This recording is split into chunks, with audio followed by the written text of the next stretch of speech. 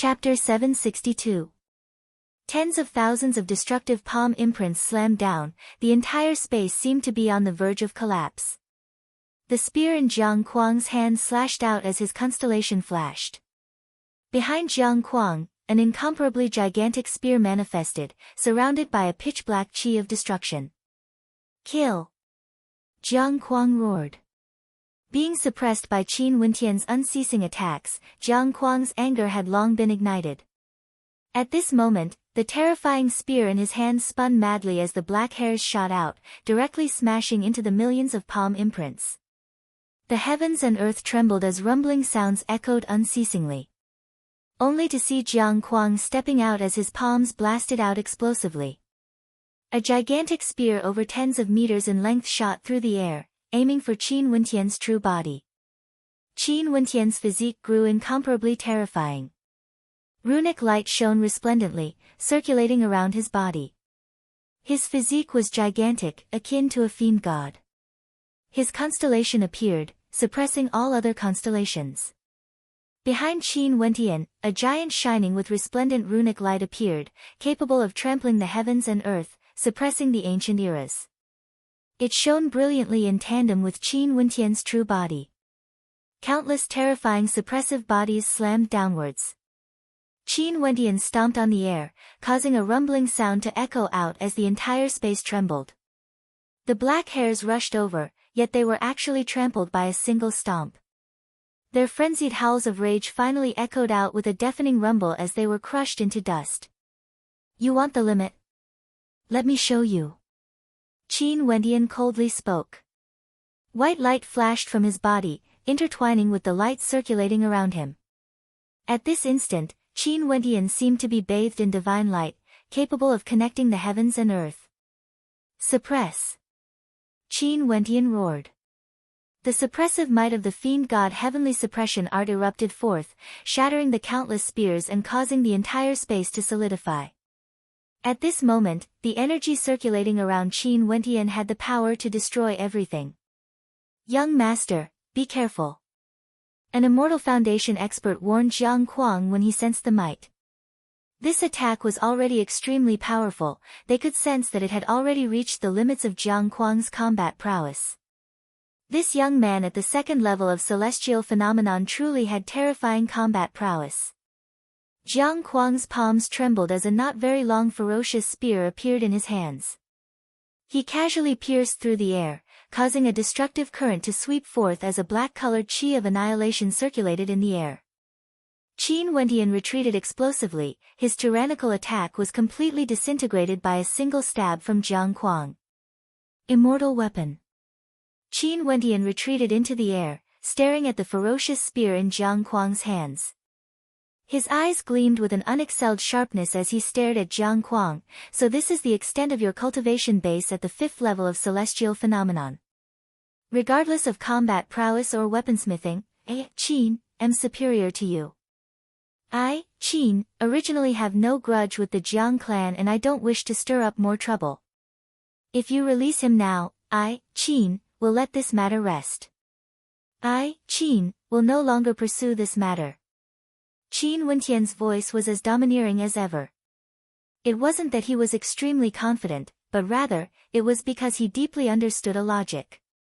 In the immortal realms, if he appeared to be weak and had no confidence, let alone fighting against Jiang Kuang, he wouldn't even be able to walk to Jiang Kuang's side. Only by bringing out an air of arrogance that belonged to you would you be able to gain the respect of others.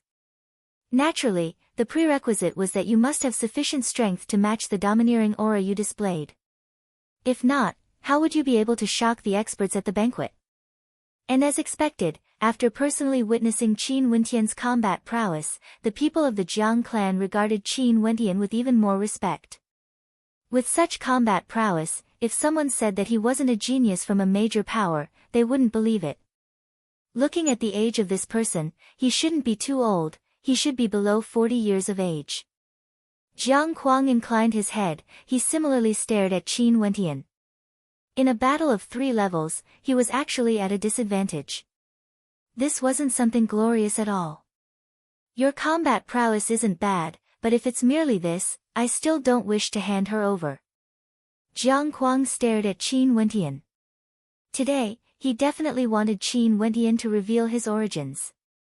If he didn't, he can forget about bringing the woman away. Jiang Kuang didn't care about Qin Wentian's strength. The Jiang clan wasn't merely powerful in the Cloud Prefecture. Right now, they still maintained a very good relationship with many major powers. Even if Qin Wentian really came from a power that even the Jiang clan couldn't afford to antagonize, those major powers wouldn't act against them for such a minor matter. In addition, if Qin Wentian really had such capabilities, he would have already said it. Why was there a need for him to act like this? In fact, Jiang Kuang even thought that maybe the power Qin Wentian was from was weaker than his Jiang clan. Hence, he didn't dare to speak. And precisely because of this, he definitely had to force Qin Wentian to speak. If not, Qin Wentian wouldn't be able to bring the woman away. Are you sure you want to do this? Qin Wentian coldly asked. His cold eyes stared at Jiang Kuang, containing a coldness that would cause the hearts of others to tremble. Yes. Jiang Kuang nodded. Fine. Qin Wentian spat out a word. Right now, he was exceptionally calm. A bright light flashed as Qin Wentian stepped towards Qin Qing. Wanting to snatch the woman away directly?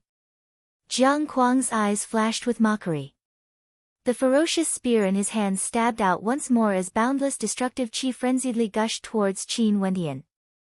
It was as though this entire space was about to be destroyed. Qin Wentian stepped on the immortal shuttle, arcing through the air in a beautiful arc, as fast as lightning. A third eye appeared in the center of his brows, directly piercing through Jiang Kuang's vision. Instantly, a terrifying constellation appeared in Jiang Kuang's sea of consciousness as a terrifying golden body bore down on him. At this instant, his mind violently shuddered. The demon sword slashed through the air, piercing towards Jiang Kuang with the speed of lightning. The humming demon sword instantly erupted forth with a fearsome killing intent. You dare! The Immortal Foundation experts in the surroundings roared when they saw Qin Wentian actually daring to unleash killing intent. Even before they arrived, their immortal might had already descended. However, at this moment, Qin Wentian directly slammed his palm onto his body. At this instant, a true immortal might circulated around him, as though he was clad in a layer of immortal armor. Even when Jiang Kuang's ferocious spear pierced into his body, he didn't move at all. Stepping on the immortal shuttle, he directly dashed towards Jiang Kuang. Impudent! An Immortal Foundation expert from the Jiang clan blasted out a terrifying finger attack, blasting onto Qin Wentian. However, the immortal armor on Qin Wentian's body emitted a crisp cracking sound, as though it was about to shatter. Yet, it wasn't completely destroyed. The immortal armor directly blocked this attack for him as he continued flying towards Jiang Kuang. The speed of the immortal shuttle was too fast, so fast that in the blink of an eye, he already appeared before Jiang Kuang. You! Jiang Kuang's countenance drastically changed when he saw that his attack was useless against Qin Wentian. At this moment of life and death, he didn't even have the time to take out any other treasures. Everything happened too quickly. Puchi! How sharp was the demon sword? When it pierced into Jiang Kuang's body, it was like slicing through tofu, directly penetrating into his body, instantly destroying his life force. No! Jiang Kuang's countenance was filled with terror as he screamed in a frenzy. The people at the banquet all stood up abruptly. At this instant, they only felt a chill running through their bodies as they shivered. At this instant, they truly felt extremely cold. Today was the day the City Lord Manor held a welcoming banquet for the Jiang clan. As the leader of the Jiang clan, Jiang Kuang was actually going to be killed in the banquet? All of you, stay your hands. A cold voice swept through the air. Qin Wentian's sword was already pressed against Jiang Kuang's heart. The runic armor on his body was already completely shattered and he was already surrounded by the experts of the Jiang clan. These people all erupted forth with fearsome might as their hair fluttered in the wind. Their eyes were incomparably cold as they stared at Qin Wentian. They could feel their hearts pounding madly as they stared fixedly at the sword stabbed into Jiang Kuang's heart by Qin Wentian. Release him. An Immortal Foundation expert waved his hand, causing the entire space around him to be sealed. Chi, chi. Light sounds rang out. This was the sound of the sword rubbing against flesh. Qin Wendian grabbed onto Jiang Kuang with one hand while the sword in his other hand pierced deeper, aiming for Jiang Kuang's heart. At this moment, Jiang Kuang was already scared silly, like a wooden chicken. Never in his wildest dreams would he have imagined that this man could take his life in an instant. Not only that, he actually dared to do so. Make way. Qin Wendian pushed Jiang Kuang's body forward. Those experts were all panting as their powerful auras fluctuated intensely. But as Qin Wendian advanced step by step, they instinctively opened up a path. Nobody dared to obstruct him. This was a madman. He actually dared to use such a ruthless method in front of so many Immortal Foundation experts. He would definitely dare to kill Jiang Kuang. Release me and the matter earlier will be written off. Jiang Kuang only felt his heart turning cold. He was scared silly, truly scared silly. He had never seen such a ruthless person before. Qin Wendian merely glanced at him coldly, not saying a word. This was the worst-case scenario. Before he came here, he had already made his preparations. He had many treasures left behind by the immortals of the War Immortal Palace and should be able to suppress Jiang Kuang's life in an instant. If these people of the Jiang clan didn't release Jiang Kuang, he would do the same as now, directly kill him. Qin, come over. Qin Wendian walked to the side of Qin and spoke to him who was still in a daze. Qin returned to her senses and directly stepped onto Qin Wendian's immortal shuttle. Those Immortal Foundation experts surrounded them once again. Sir, you can release the young master now. You can leave now. Bzz. The immortal shuttle directly arced through the air, speeding towards a certain direction. His demon sword hummed in Jiang Kuang's body as Jiang Kuang screamed in agony. His life force was unceasingly being destroyed. Those around him were stunned. Nobody dared to block Qin Wendian. The immortal shuttle directly arced through the air, speeding away. Chase! The experts chased after them only to see Qin Wendian directly taking out a spatial treasure. Terrifying spatial fluctuations gushed forth as Qin Wendian flung out his palm. With a scream of agony, Jiang Kuang's body was ruthlessly flung towards the experts of the Jiang clan. Bzz. Spatial energy gushed forth as Qin Wendian and Qin vanished. At the same instant, a surge of immortal might gushed forth from Jiang Kuang's body. A terrifying shadow appeared as it let out a terrifying roar of rage, causing the bodies of everyone to turn numb. This was none other than the immortal sense of Jiang Kuang's father. Earlier when Qin Wendian attacked, it was already too late for him to react. Hence, he chose to hide and wait for an opportunity to act. However, Qin Wendian seemed to have long discovered it. Chapter 763. Qin Wendian had indeed discovered this strand of immortal sense. At the instant his demon sword pierced into Jiang Kuang's body, a strand of immortal might gushed forth from Jiang Kuang. He knew that Immortal Foundation experts would be able to leave a strand of immortal sense on their descendants. Bai Wuya did so, and Zhao Yuyan did the same back then. How could Qin Wendian not be on guard? Hence, he decisively left Jiang Kuang behind while he left directly. Jiang Kuang. That strand of immortal sense hugged Jiang Kuang's body. Right now, Jiang Kuang's life force was almost completely severed. His internal organs had all suffered a destructive blow, and even his heart was almost destroyed. The last strike from Qin Wendian was aimed at taking his life. Qin Wendian was decisive and ruthless, showing no mercy at all. However, Jiang Kuang didn't die yet. He still had a strand of life force left in him.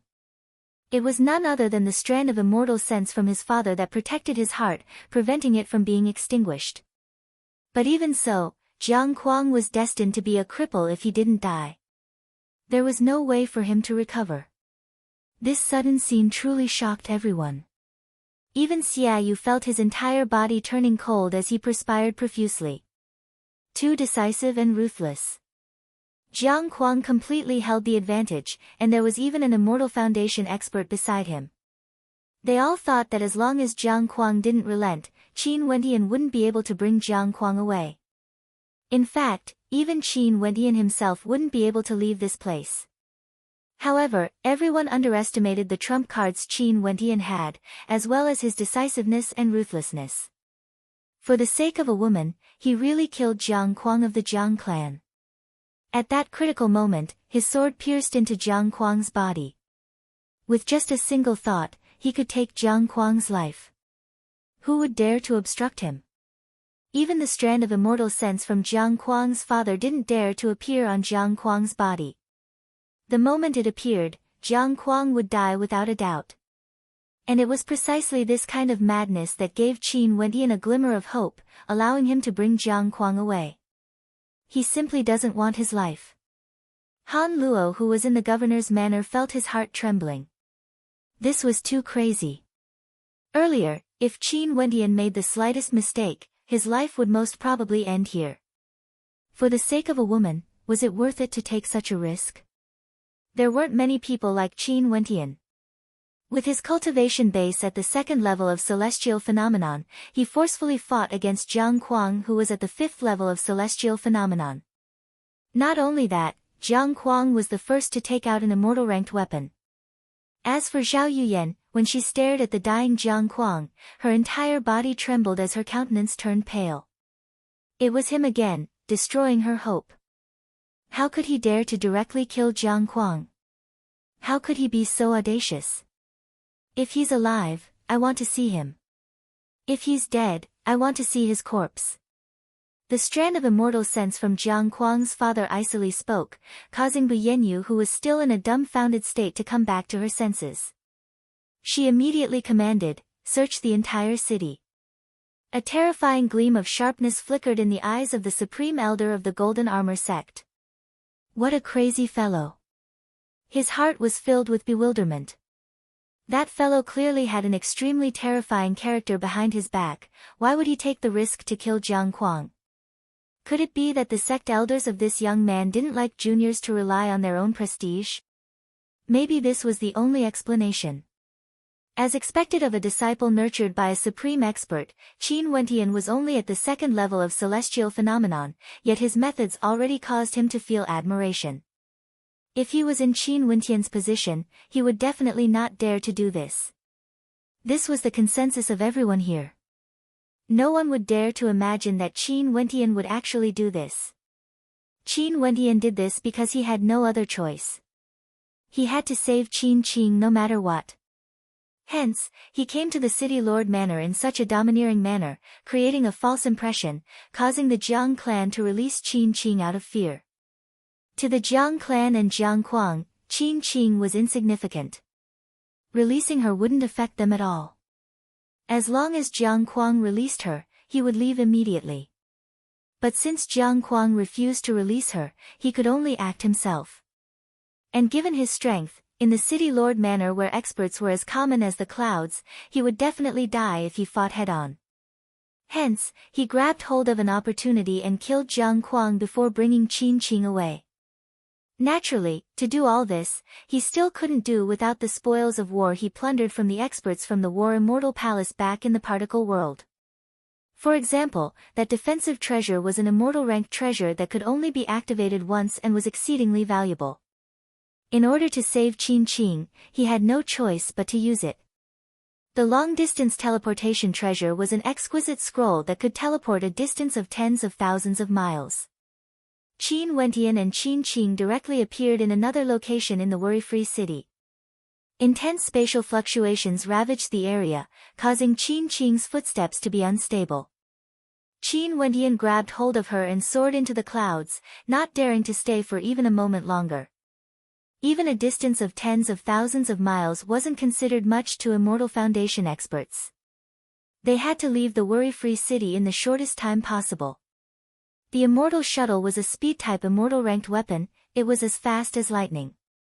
Qin Qing was pulled along by Qin Wendian. Her beautiful eyes stared at Qin Wendian as warmth filled her heart. However, she didn't say any words of gratitude.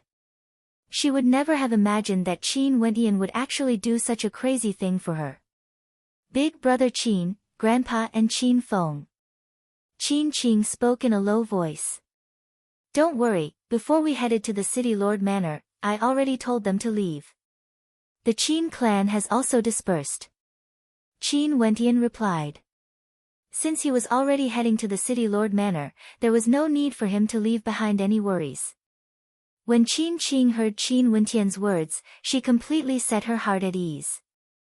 In the air, the immortal shuttle was as fast as lightning, directly leaving the worry-free city as it sped towards the horizons. Since he killed Jiang Kuang of the Jiang clan, he had to stay as far away as possible. Even the area of tens of thousands of miles outside the worry-free city wasn't safe. The immortal realms were boundlessly vast, it wouldn't be so easy for the Jiang clan to find him. Jiang Kuang's death caused a huge wave of commotion in the worry-free city. The entire city was in an uproar and the City Lord Manor was searching for him. Even chickens and dogs weren't able to rest in peace. The people of the worry-free city also heard that the young master of the Jiang clan, Jiang Kuang, who came to the worry-free city domineeringly and was personally welcomed by the various major powers of the worry-free city, was actually killed on the first banquet. As for whether he died or not, it was still unknown.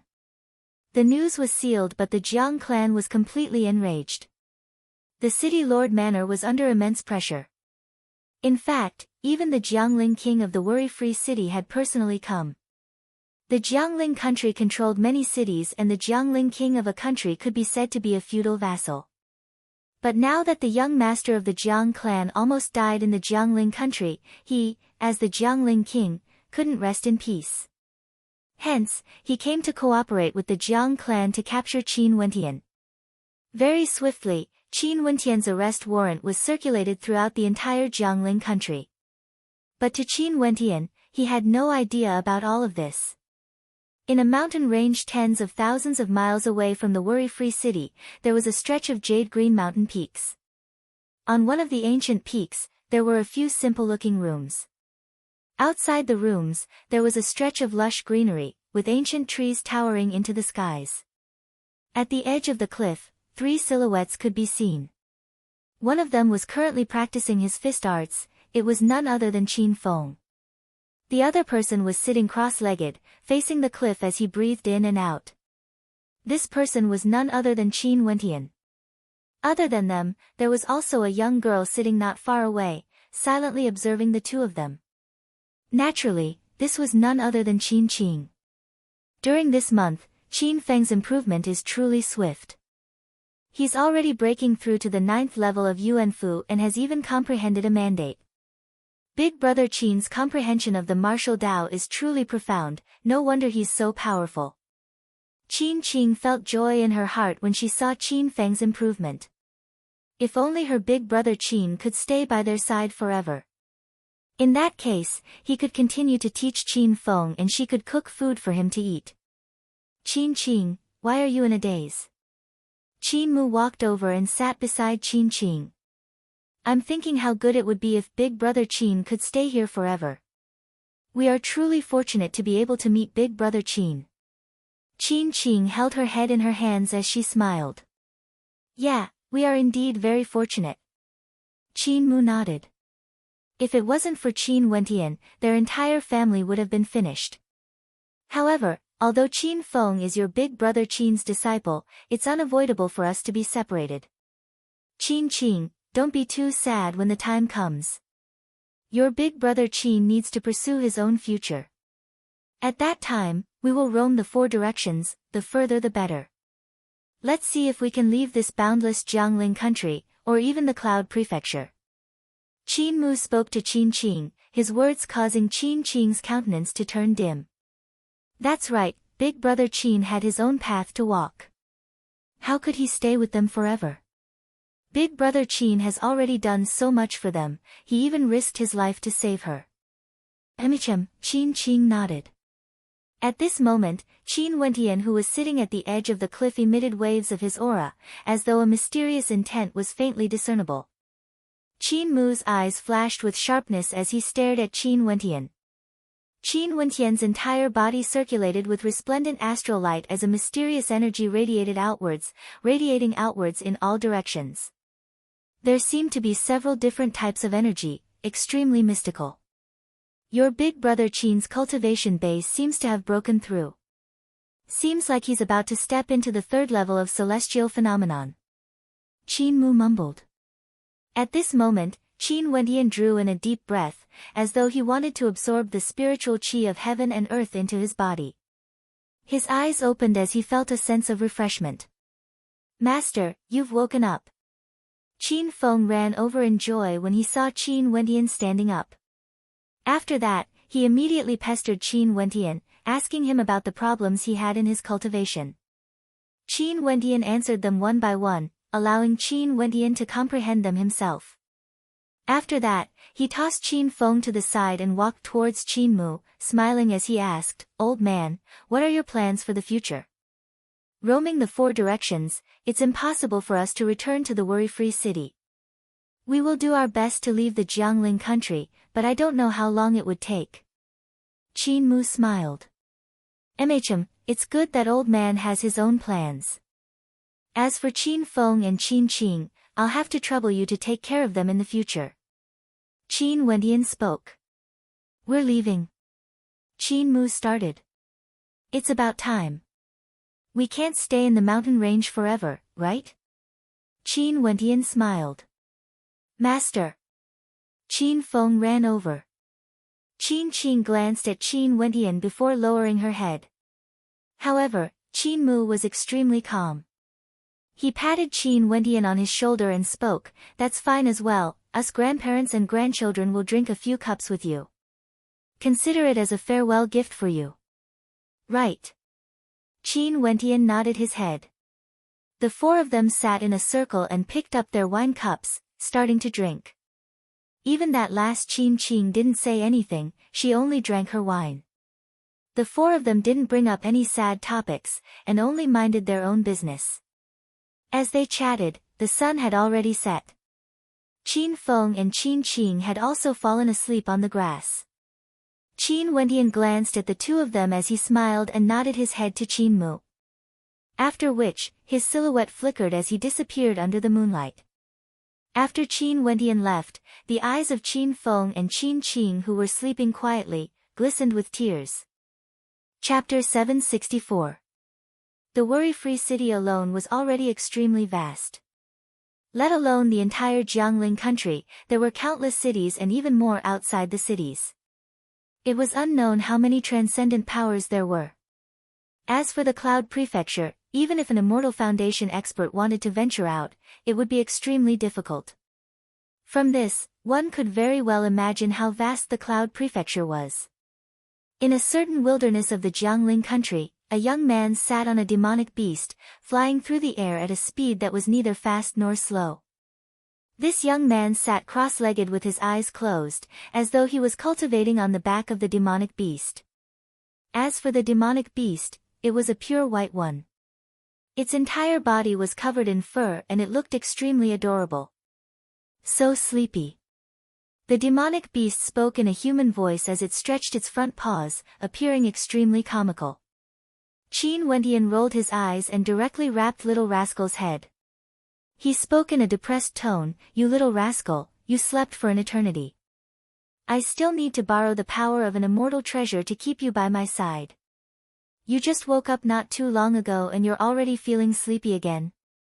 It's because I slept for too long that I don't have any energy left." Little Rascal slept for several hundred days and finally woke up a few days ago. Right now, his speech was much more fluent than before. Although his voice still sounded a little childish, at the very least, he was able to express the meaning he wanted to convey in a single breath. Also, don't call me Little Rascal in the future. This name is too lousy. Little Rascal inclined his head as he spoke. What should I call you then? Qin Wendian asked. Let this Bao Bao think. What do you think of me as a primordial beast king? Little Rascal's eyes brightened. Scram. Qin Wendian slapped Little Rascal. Did this Little Rascal think he was a primordial beast king? AI, this Bao Bao has already awakened the memories of a divine beast. I'm indeed a descendant of a primordial beast king. How can you treat me like this? Little Rascal sighed as he stared at the sky, feeling a little lonely. You've learned a lot after waking up, but only in the field of bragging. Qin Wentian continued to roll his eyes. This Bao Bao can't be bothered to argue with you. I'm so sleepy. Little Rascal's eyes were about to close, but at this moment, he saw a few silhouettes flying over from afar. One of them was a beautiful woman dressed in revealing clothing. Her snow-white skin was clearly visible, and her cleavage was faintly discernible. So beautiful. Little Rascal's sleepiness instantly vanished. With a flicker of his silhouette, he brought Qin Wentian along as he dashed over. His body shrunk as he directly leapt into the embrace of the woman. Qin Wentian felt an impulse to cough up blood. He directly halted his movements, only to see Little Rascal transforming into a beam of white light as it dashed into the bosom of the woman. Sister, you're so beautiful. Little Rascal's baby-like voice rang out. Just when the woman wanted to be angry, she instantly calmed down when she heard Little Rascal's voice. A smile appeared on her face as she hugged Little Rascal. What an adorable little demonic beast. Of course, this Bao Bao is a one-of-a-kind demonic beast under the heavens. Little Rascal's claws started to get naughty, causing black lines to appear on Qin Wentian's face as he watched from the side. What a sin, especially when the few young men beside the woman shot dagger-like cold gazes at him. Qin Wentian didn't know whether to laugh or cry. In the future, he would definitely be tricked to death by Little Rascal. Ever since he woke up, Little Rascal had become more and more perverted. Michem. At this moment, one of the young men stared at Qin Wentian as his gaze changed. After which, a bright light flashed in his eyes as he smiled at Qin Wentian. Sir, where are you from? Where are you planning to go? I'm just a wanderer, I have no destination. Qin Wentian laughed carefreely. His eyes flickered with a hint of a smile, but his heart trembled slightly. Earlier, what did that look in his eyes mean? Wandering the immortal realms is extremely dangerous. The few of us are from the same sect and are currently preparing to head to the Drifts Now city of the Jiangling country. Sir, since you are roaming the immortal realms, why don't we travel together? At the very least, we can take care of each other. How about it? That young man smiled, as though he had a favorable impression of Qin Wentian. Sure, sure. Just when Qin Wentian wanted to reject, Little Rascal interjected. Qin Wentian glared fiercely at Little Rascal. At this moment, the eyes of the woman turned to Qin Wentian as she smiled. My name is Leng Yi. How about we travel together? Just agree to this, beautiful sister. Little Rascal instigated. Qin Wentian helplessly nodded his head, sure. But why are you guys heading to the Drifts Now city? Sir, you don't know. Leng Yi curiously stared at Qin Wentian. She smiled. The immortal spirit of the Drifts Now city has manifested. Since a year ago, the people of the Cloud Prefecture have all been rushing towards the Drifts Now city of our Jiangling country. Sir, have you been staying out in the wilderness and rarely interacted with others? That's true. Recently, I've been cultivating in the wilderness. Qin Wentian nodded. However, what does the immortal spirit of the Drifts Now city mean? Sir, you will know when you get there. This is a major event in the Cloud Prefecture, especially to the Grand Masters of the Cloud Prefecture. Back then, the sacred ground of the Cloud Prefecture, the Jiang clan, sent a group of people to the Drifts Now city to scout ahead. However, something unexpected happened when they passed by the worry-free city. I wonder if Sir has heard of this. Leng Yi smiled at Qin Wentian. Qin Wentian's heart trembled. He didn't expect that the people of the Jiang clan would pass by the worry-free city because they wanted to go to the Drifts Now city. However, since the Jiang clan wanted to go to the Drifts Now city, it would be dangerous for them to stay there. No, I don't know much about this. Qin Wentian shook his head. Okay then, let's travel together then. Leng Yi smiled. Qin Wentian glanced at Little Rascal before nodding his head, sure. I haven't asked for Sir's name yet. Leng Yi had a radiant smile on her face as she stepped out, arriving at Qin Wentian's side. Momentarily, a fragrant fragrance drifted over, causing Qin Wentian's eyes to flash with a strange light as he indifferently stated, Tianwen. So it's brother Tianwen. The journey to the Drifts Now city is extremely far. Being able to be acquainted with brother Tianwen can be considered fate. Let's set off now. Leng Yi smiled as she took a step forward. Momentarily, the young men beside her exchanged glances before they too followed her. Qin Wentian's countenance didn't change at all as he strolled through the air. The worry-free city could be considered as a remote city in the Jiangling country. As for the Drifts Now city, it was one of the 3 largest cities in the Jiangling country. It was located in the heart of the Jiangling country and had many experts there. Just this journey alone took Qin Wentian and his group several days to complete. Now that they were a few thousand miles away, they could faintly see the majestic city that resembled a floating city in the sky. At this moment, Qin Wentian was standing a few thousand miles away from the city. This place was already a place where many people resided and was like a city of its own. But this small city outside the Drifts Now city might be able to be considered a city if it existed alone. But when placed at the periphery of the Drifts Now city, it was like a tiled roof house compared to a luxurious mansion. It was so insignificant. From afar, there was a towering city so tall that it pierced through the skies. The entire city was like this. The city walls were over 10,000 meters tall, and on top of the city walls, there were 18 divine weapons embedded into them. The sharpness of these weapons could shake the heavens and earth, terrifying to the extreme. The worry-free city is just a remote city in the Jiangling country, yet it's already so vast, having several major immortal-ranked powers. The worry-free city is just a small city in the Jiangling country. This Drifts Now city is one of the 3 largest cities in the Jiangling country, and can be considered as the capital city. Its prosperity and strength is probably 10 times or even 100 times greater compared to the worry-free city. Just the size of this city alone was already comparable to an ordinary particle world. It was a true major city. Brother Tianwen, we will be arriving soon. Leng Yi, who was at the side, walked up and stood beside Qin Wentian. She stared at the crowds of people in the air and on the ground as she smiled. Look, during this period of time, the number of people entering the Drifts Now city is countless. Even some of the major powers of the Cloud Prefecture are here. Does the legend of the Drifts Now city really exist? Qin Wentian mumbled. During these days, he gradually learned of the rumors regarding the Drifts Now city. That was an ancient legend, and right now, the legend seemed to be on the verge of becoming a reality. This was why it attracted experts from all over the Cloud Prefecture, including the sacred ground of the Cloud Prefecture, the Jiang clan.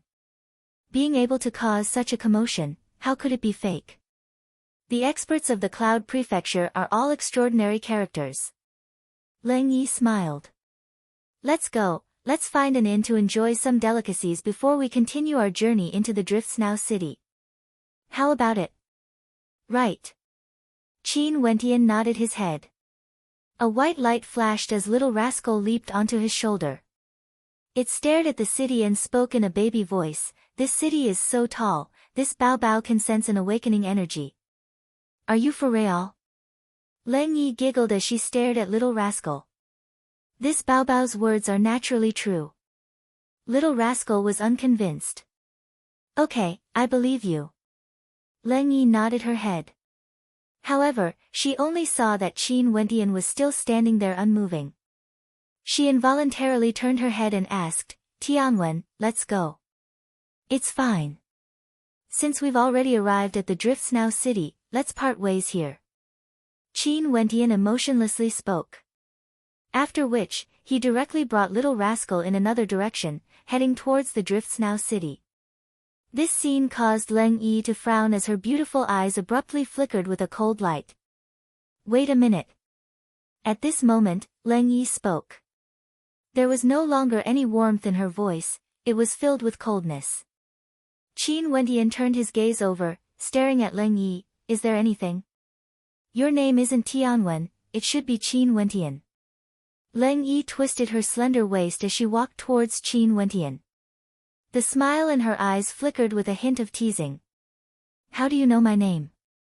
Qin Wendian asked in a low voice. You're already wanted by the Jiangling country, how can I not know? Leng Yi laughed. After which, she glanced at little rascal, this little bastard even knows how to take advantage of this old lady. Do you think this old lady doesn't know?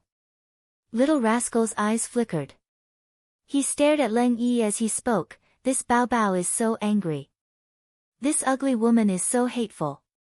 Little bastard, do you think I should stew you into soup or braise you? Leng Yi giggled. Several silhouettes soared up into the air, these were none other than the young men who came together with Leng Yi. At the same time, they also called for their companions, sealing off Qin Wendian's escape route. Qin Wendian swept his gaze over the surroundings. The first time he met Leng Yi, he already felt that this woman had a motive and was always on guard against her. He didn't expect that it was because he was wanted by the entire Jiangling country. Seems like he had to change his identity and enter the Drifts Now city. Chapter 765. Qin Wendian's gaze returned to Leng Yi as he calmly spoke, make way. I lured you to the Drifts Now city along the way, and now that we are about to arrive, you suddenly want to leave. Your vigilance is truly strong. But now, do you think you can still leave? Numerous gigantic flower petals appeared behind Leng Yi, exuding a unique fragrance that caused one to feel a sense of slumber. What benefits is there for the Jiangling country to place a bounty on me? Qin Wendian asked. Your value isn't low. Regardless of whether you are captured alive or dead, as long as we can get our hands on you, you would be able to obtain 3 immortal-ranked weapons. Leng Yi spoke. Qin Wendian's eyes narrowed as a cold light gleamed within. How extravagant was the Jiangling country? They actually paid such a hefty price to capture him. Most probably, they wanted to curry favor with the Jiang clan of the Cloud Prefecture. After all, he didn't have any grudges with the Jiangling king. In the eyes of the Jiangling king, capturing Qin Wendian alone would allow him to curry favor with the Jiang clan. Why not? Let's hurry up and kill him directly. If we continue to stay here, we would easily attract the attention of others. At that time, there would be nothing left for us to do. A young man coldly spoke. A terrifying saber light radiated from him as his eyes gleamed with a cold, silver light. Let's do it. Leng Yi nodded her head. Momentarily, the experts of the Jiangling country surrounded them. Evidently, they didn't want to cause too much of a commotion. This place was already so close to the Drifts Now city, and they were worried that there would be others who recognized Qin Wendian. In that case, if an expert stronger than them appeared, even if they managed to kill Qin Wendian, they wouldn't be able to bring his corpse away. Hence, they had to take Qin Wendian's life before it attracted attention. Leng Yi initially intended to lure Qin Wendian to the Jiangling king's manor alive. Sadly, Qin Wendian's wariness was too high and he was prepared to leave by himself. In that case, she could only act. Didn't the warrant tell you that with your strength, you're just going to die? Qin Wendian swept his gaze over everyone as the aura of a third-level ascendant instantly gushed forth. His constellation shone resplendently in the sky, and in just an instant, a tempest of sword chi manifested. The sword slaughter constellation enveloped this entire space, and that terrifying sword might cause those surrounding Qin Wendian to feel fear in their hearts. First defend, then attack. Leng Yi spoke. With regards to Qin Wendian's actual strength, she truly didn't know. Back then, she only heard that Qin Wendian sneak attacked and heavily injured the young master of the Jiang clan, Jiang Kuang, but didn't explain the exact situation. If news of this leaked out, wouldn't it be a slap to the face of the Jiang clan? Hence, the wanted poster didn't reveal too much information. Everyone released their constellations, but at this moment, the sword slaughter constellation manifested a boundless sword light. Qin Wendian abruptly manifested numerous silhouettes as he grabbed out with his palms. In an instant, countless terrifying palm imprints blasted towards each and every one of them. The palm imprints shone with resplendent runic light, as well as a fearsome sword talisman. Leng Yi was only one of those being attacked. When she saw the suppressive sword might gushing over, her countenance instantly changed as she retreated with explosive speed. Wasn't Qin Wentian's cultivation base only at the second level of celestial phenomenon? Why was he able to erupt forth with such overwhelming might? However, that terrifying palm imprint was still expanding unceasingly. The sword talisman flickered, directly locking down the entire space as it slammed down towards Leng Yi. Leng Yi screamed, "Brother Qin, please show mercy." How could Qin Wentian care about her? That terrifying palm imprint slammed down, crushing onto Leng Yi's body, directly killing her. He didn't have the slightest bit of tenderness for the fairer sex.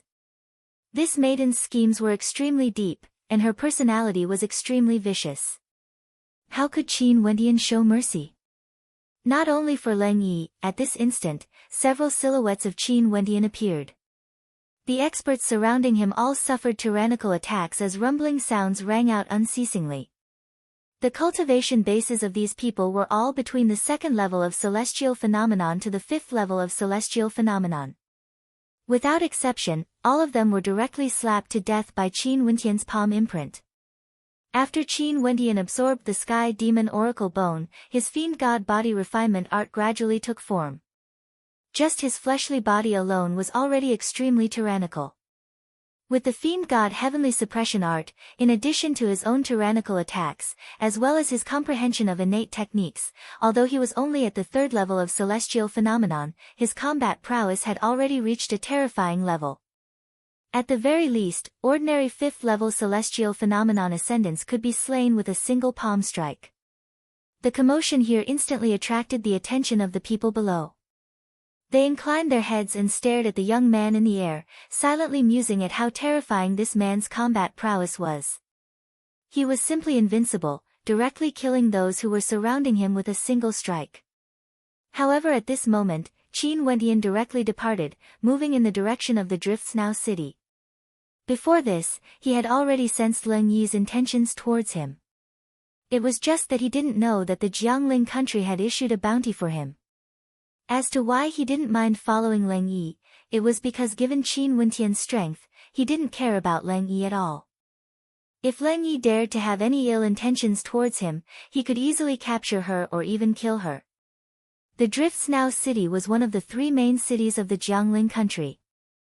Right now, it could only be ranked second or third because it was a weaponized city. Many years ago, this Drifts Now city was extremely famous. Its fame wasn't merely limited to the Jiangling country, it could even be said to be an entire prefecture.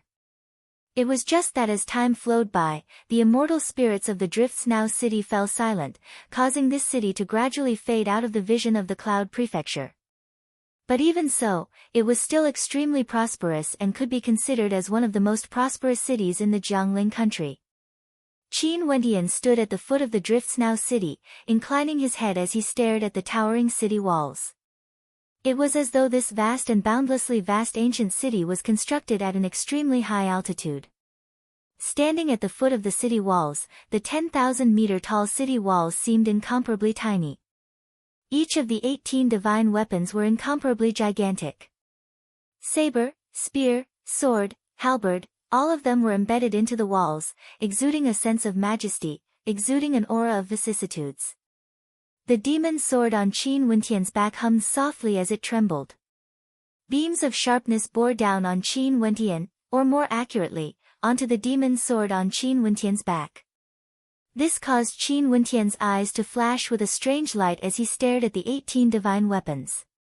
But an instant later, the demon's sword fell silent once more, as though nothing had happened at all. However, the 18 divine weapons all radiated boundless light, shooting up into the skies. At this instant, at the city walls of the Drifts Now city, the light from the divine weapons could be seen everywhere, towering up into the heavens. Inside and outside the Drifts Now city, countless figures halted at the same time as they stared at the 18 divine weapons on the towering city walls. Their eyes gleamed with sharpness as they silently mused, the 18 divine weapons have a reaction again. Seems like the legend of the Drifts Now city isn't fake. Right now, the Drifts Now city is filled with experts. It's unknown how many experts of the Cloud Prefecture came here because of the legend. If everyone in this city were to become soldiers, how terrifying would that be? Someone mused. And at this moment, an insignificant young man with a demon's sword on his back stepped onto the stairway leading to the Drifts Now city. After which, he entered through the wide-open city gates. Qin Wentian walked into the ancient city. He could instantly sense the simple and unadorned atmosphere of the city. The foundation of this city was much deeper compared to the worry-free city.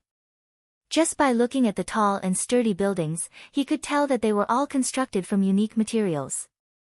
Most probably, even ordinary experts wouldn't be able to destroy them. After all, in such a large city, there would often be conflicts and battles. If the residents wanted to live in peace, they would naturally have to build their own residences to be extremely sturdy. Otherwise, they would have to rebuild their residences after being destroyed by the shockwaves of attacks. In a large city like the Drifts Now city, the residences of many experts were also constructed to the point where they were akin to divine weapons. Not only were they indestructible, they also had the ability to attack. They were all constructed by skilled weaponsmiths, and the stronger the person, the more stable their residences would be. Strolling on the streets of the Drifts Now city, there would occasionally be experts passing by. He could clearly sense that the people of this city were different from the people of the worry-free city. There were many people in the worry-free city who seemed lazy, but the experts of this city were all filled with vigor and vitality. In the air, a group of experts flew by. Among them, there were quite a few people who shone with resplendent immortal light, causing those who saw them to exclaim in shock, "Immortal light, these are immortal foundation experts. They seem to be experts from the War Immortal Palace. They have already sent their immortal foundation experts here." Someone at the side of the road spoke in a low voice, causing Qin Wentian's heart to tremble. Back then, the power the old sacred emperor of the royal sacred sect joined was none other than the War Immortal Palace. Qin Wentian didn't expect to meet them here in the Drifts Now city. However, the experts from the War Immortal Palace didn't recognize Qin Wentian. Even if they recognized him, the current Qin Wentian had already changed his appearance. It was impossible for them to recognize him. Qin Wentian continued to roam the city. Occasionally, he would see experts shrouded in immortal light. This indicated that they were all immortal foundation experts. Truly, experts are as common as the clouds. Also, I heard from the passers-by that there are many experts from major powers here. Qin Wentian entered the depths of the Drifts Now city. After walking for a long time, he found a quiet tea house beside a man-made mountain and sat down. Here, there were many people enjoying tea, and one of them had an immortal foundation halo around him. The people in the surroundings all had expressions of respect on their faces when they stared at him. Chapter 766. Qin Wentian also glanced at that immortal foundation expert, only to discover that the immortal foundation expert's gaze was on two young maidens at the table beside him. These two maidens were the maidservants of the young miss, and they were currently flipping through a book. The person on the first page is the one who killed Jiang Kuang, Qin Wentian. The reward for capturing him is the highest, and right now, the Cloud Tower of the Jiangling country has already disseminated the wanted poster to every city. I'm afraid he will be captured soon. That young miss stared at the wanted poster as she spoke in a low voice. Qin Wentian started. After which, he extended his perception and instantly saw that the first page of the wanted poster had a portrait of him drawn on it. Not only that, the portrait was exactly the same as his. This book was issued by the Cloud Tower of the Cloud Prefecture and could be disseminated to every city in the Jiangling country in the shortest amount of time. Right now, the first page of the wanted poster was none other than the wanted poster for him, Qin Wentian. "Young miss, why do you care about this?" the maidservant beside her asked. "I've already heard of this matter in my clan. Back then, Jiang Kuang refused to release his younger sister, and that was why this man killed Jiang Kuang. Not only that, he did so under the eyes of so many experts of the Jiang clan, risking his life just to save his younger sister. He shouldn't have appeared on the wanted poster." The voice of that young miss was clear and melodious. The maidservant beside her hurriedly made a shushing gesture as she spoke in a low voice, "Young miss, this is an order personally issued by the Jiangling king. Also, there are too many people in the Drifts Now city, it's best not to speak of such things recklessly." That Immortal Foundation expert also took a step forward when he heard this. He then spoke to the young miss, it's best not to discuss the matters of the Jiangling king. The young miss was stunned for a moment before she nodded her head lightly. Young miss, let's go. That Immortal Foundation expert spoke again. The young miss nodded and stood up together with the maidservant beside her as they turned and left the inn. Qin Wentian naturally heard the words of that Immortal Foundation expert. He didn't expect that there would actually be someone speaking up for him. Also, from their tone, that young miss seemed to be someone from the Jiangling king's manor. However, even the Jiangling king couldn't afford to antagonize the Jiang clan. Hence, the maidservant and the Immortal Foundation expert advised the young miss not to speak recklessly. Therefore, this young girl was most likely a young lady from the regional king's mansion. However, it was the regional king who had personally issued the order to arrest Qin Wentian. After taking a sip of tea, Qin Wentian smiled at the man beside him and asked, "Brother, where did you get the arrest warrant from?" Next to him was a middle-aged man in a blue robe with an elegant temperament. Hearing Qin Wentian's question, he couldn't help but smile and say, "Of course it's from Yunlu." Yunlu. Qin Wentian had heard this name from the woman's conversation. Don't tell me you don't even know about Yunlu. The blue-robed middle-aged man stared at Qin Wentian in bewilderment. After which, he smiled, "In the Cloud Prefecture, there's a Yunlu in every city of the Cloud Prefecture. They are the sacred ground of the Cloud Prefecture, the Yunlu Sage Sect. Through the Yunlu, the orders of the Yunlu Sage Sect can be transmitted to the entire Cloud Prefecture in the shortest amount of time. At the same time, there are a total of 81 countries in the Cloud Prefecture, and each country would have disciples from the Yunlu Sage Sect stationed there. They have a close relationship with the Jiangling king, and if the Jiangling king has any orders, the most effective method would be through the Yunlu Sage Sect. The arrest warrant has always been issued from the Yunlu. For those who are wanted by the Yunlu Sage Sect, it's very difficult for them to find a place to hide." The blue-robed middle-aged man smiled as he explained. Qin Wentian nodded. From this, it seems like the Yunlu Sage Sect should be a transcendent power in the Cloud Prefecture, possessing a terrifying authority to speak. Since the Yunlu Sage Sect was able to have such power and was located in the Eastern Sage 13 prefectures, it most probably had a deep connection with the Dongxing Heaven Emperor. Many thanks, brother, for informing me. Qin Wentian smiled and clasped his hands. Just a small matter, everyone in the Drifts Now city knows about this. The blue-robed middle-aged man casually waved his hands and continued sipping on his tea. Qin Wentian sat in the tea-house for a moment before he stood up and departed. He directly soared into the air, speeding through the airspace of the Drifts Now city.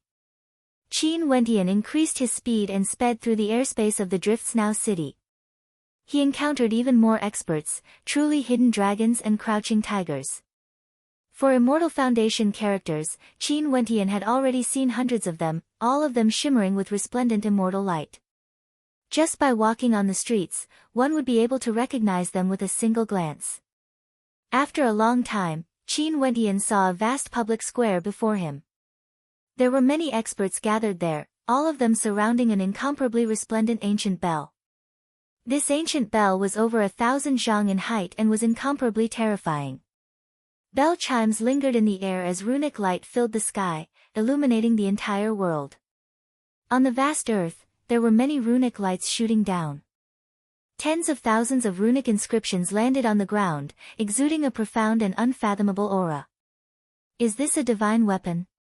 Qin Wentian's heart trembled as he felt shock in his heart. This was the first time he saw such a gigantic divine weapon.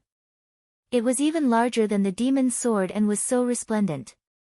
As for the many figures surrounding the ancient bell, they were all walking on the ground, as though they were seeking a connection with the ancient bell. Through the resplendent runic inscriptions, they were able to form a connection with the ancient bell. However, nobody had succeeded yet. Not far away, numerous figures surrounded by immortal light stood in the air, observing everything. Among them, there were experts from the Jiang clan, as well as experts from the War Immortal Palace. Naturally, there were also major powers from the Drifts Now city as well as the Jiangling country. All of them seemed to be extremely interested in this ancient bell. This ancient bell is extremely mysterious. If I want to form a connection with it, I'm afraid I have to link these runic inscriptions together, causing the ancient bell to ring. Qin Wentian mused. After which, he stepped out and an instant later, stood below the ancient bell. Inclining his head, he stared at the incomparably gigantic ancient bell in the air, feeling that it was incomparably mysterious. Each and every runic inscription has its own unique pattern. These intersecting runic inscriptions can form a mystical runic formation, causing the bell to resonate. Qin Wentian had spent a period of time comprehending the Heavenly Talisman treasured tome in the Heavenly Talisman Palace. During that period of time, his comprehension of runic inscriptions improved immensely. Only to see that at this moment, a person beside Qin Wentian heard Qin Wentian's voice. He turned his head and glanced at Qin Wentian as a look of disdain flashed in his eyes. You understand runic inscriptions? Qin Wentian stared at the other party. This young man exuded an extraordinary aura. His forehead was plump and his long hair draped over his shoulders. His eyes gleamed with a golden light, exuding a sense of sharpness. His eyes seemed to contain a powerful penetrative power, and when he stared at Qin Wentian, a faint sense of pressure could be felt. I know a little. Qin Wentian replied. However, a mocking smile appeared on the lips of the young man, as though he was mocking Qin Wentian for boasting shamelessly. The Tao of runic inscriptions is the true great Tao. Runic inscriptions represent the laws of the heavens and earth. If I'm not wrong, your cultivation base should only be at the third level of celestial phenomenon. You actually dare to say that you know a little about it? The young man calmly spoke. He was originally a disciple of one of the major powers of the Jiangling country, the Purple Flame sect. The Purple Flame sect was proficient in fire and weaponsmithing. Their disciples all had extremely high attainments in weaponsmithing. He isn't the only one who dares to boast shamelessly. Among the people here, there are many who don't even know what runic inscriptions are. Yet, aren't all of them speaking with fervor and assurance? Beside the young man, there was a young woman around the age of 25 or 26. Her eyes were long and narrow, exuding an unkind intent.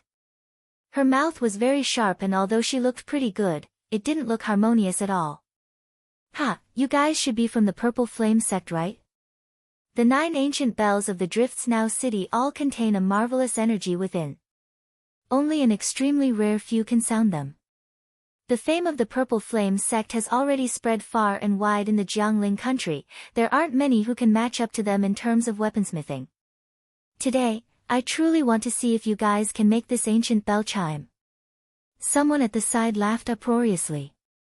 The 2 experts from the Purple Flame sect glanced over as they spoke. Disciples from the 9 Cold Peak of the Drifts Now City, you guys have resided in the Drifts Now City for a long period of time and should be very familiar with this ancient bell, right? Are you able to sound it? The ancient bell has a spirit, its transformations are unfathomable. The runic inscriptions on it are constantly changing, how could there be any pattern to it? No matter how familiar you are with it, it's still the same. It still depends on your attainments. The disciple from the 9 Cold Peak emotionlessly replied. I've long wanted to see the 9 Immortality Bell for myself. Today is a good chance. At this moment, a group of silhouettes descended from the air, walking to the side of the ancient bell. They were none other than experts from the Jiang clan. 9 Immortality Bell, don't ask immortals. Another voice drifted over. Not far away, a group of experts stood beside the experts from the Jiang clan. They were none other than experts from the Jiangling King Manor. One of them spoke. I'm sure everyone has long heard of the rumors regarding the 9 Immortality Bell. Now that the immortal spirit has manifested, this is an opportunity that only appears once every 1,000 years. Chapter 767. The Drifts Now City had always been an extremely mysterious city. Its strength originated from a very long time ago. Once, the Drifts Now City was constructed by a supreme existence. He transformed the entire city into a divine weapon, and this city itself was a supremely powerful divine weapon that possessed unfathomable might. In fact, there were even rumors that the Drifts Now City had a weapon spirit. After that, after the master of the Drifts Now City died, the Drifts Now City gradually fell into silence. Until many years later, the weapon spirit would only manifest itself occasionally. Most of the time, it remained silent.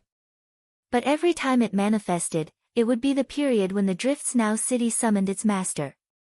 The 9 immortality bells were the protectors of the Drifts Now City.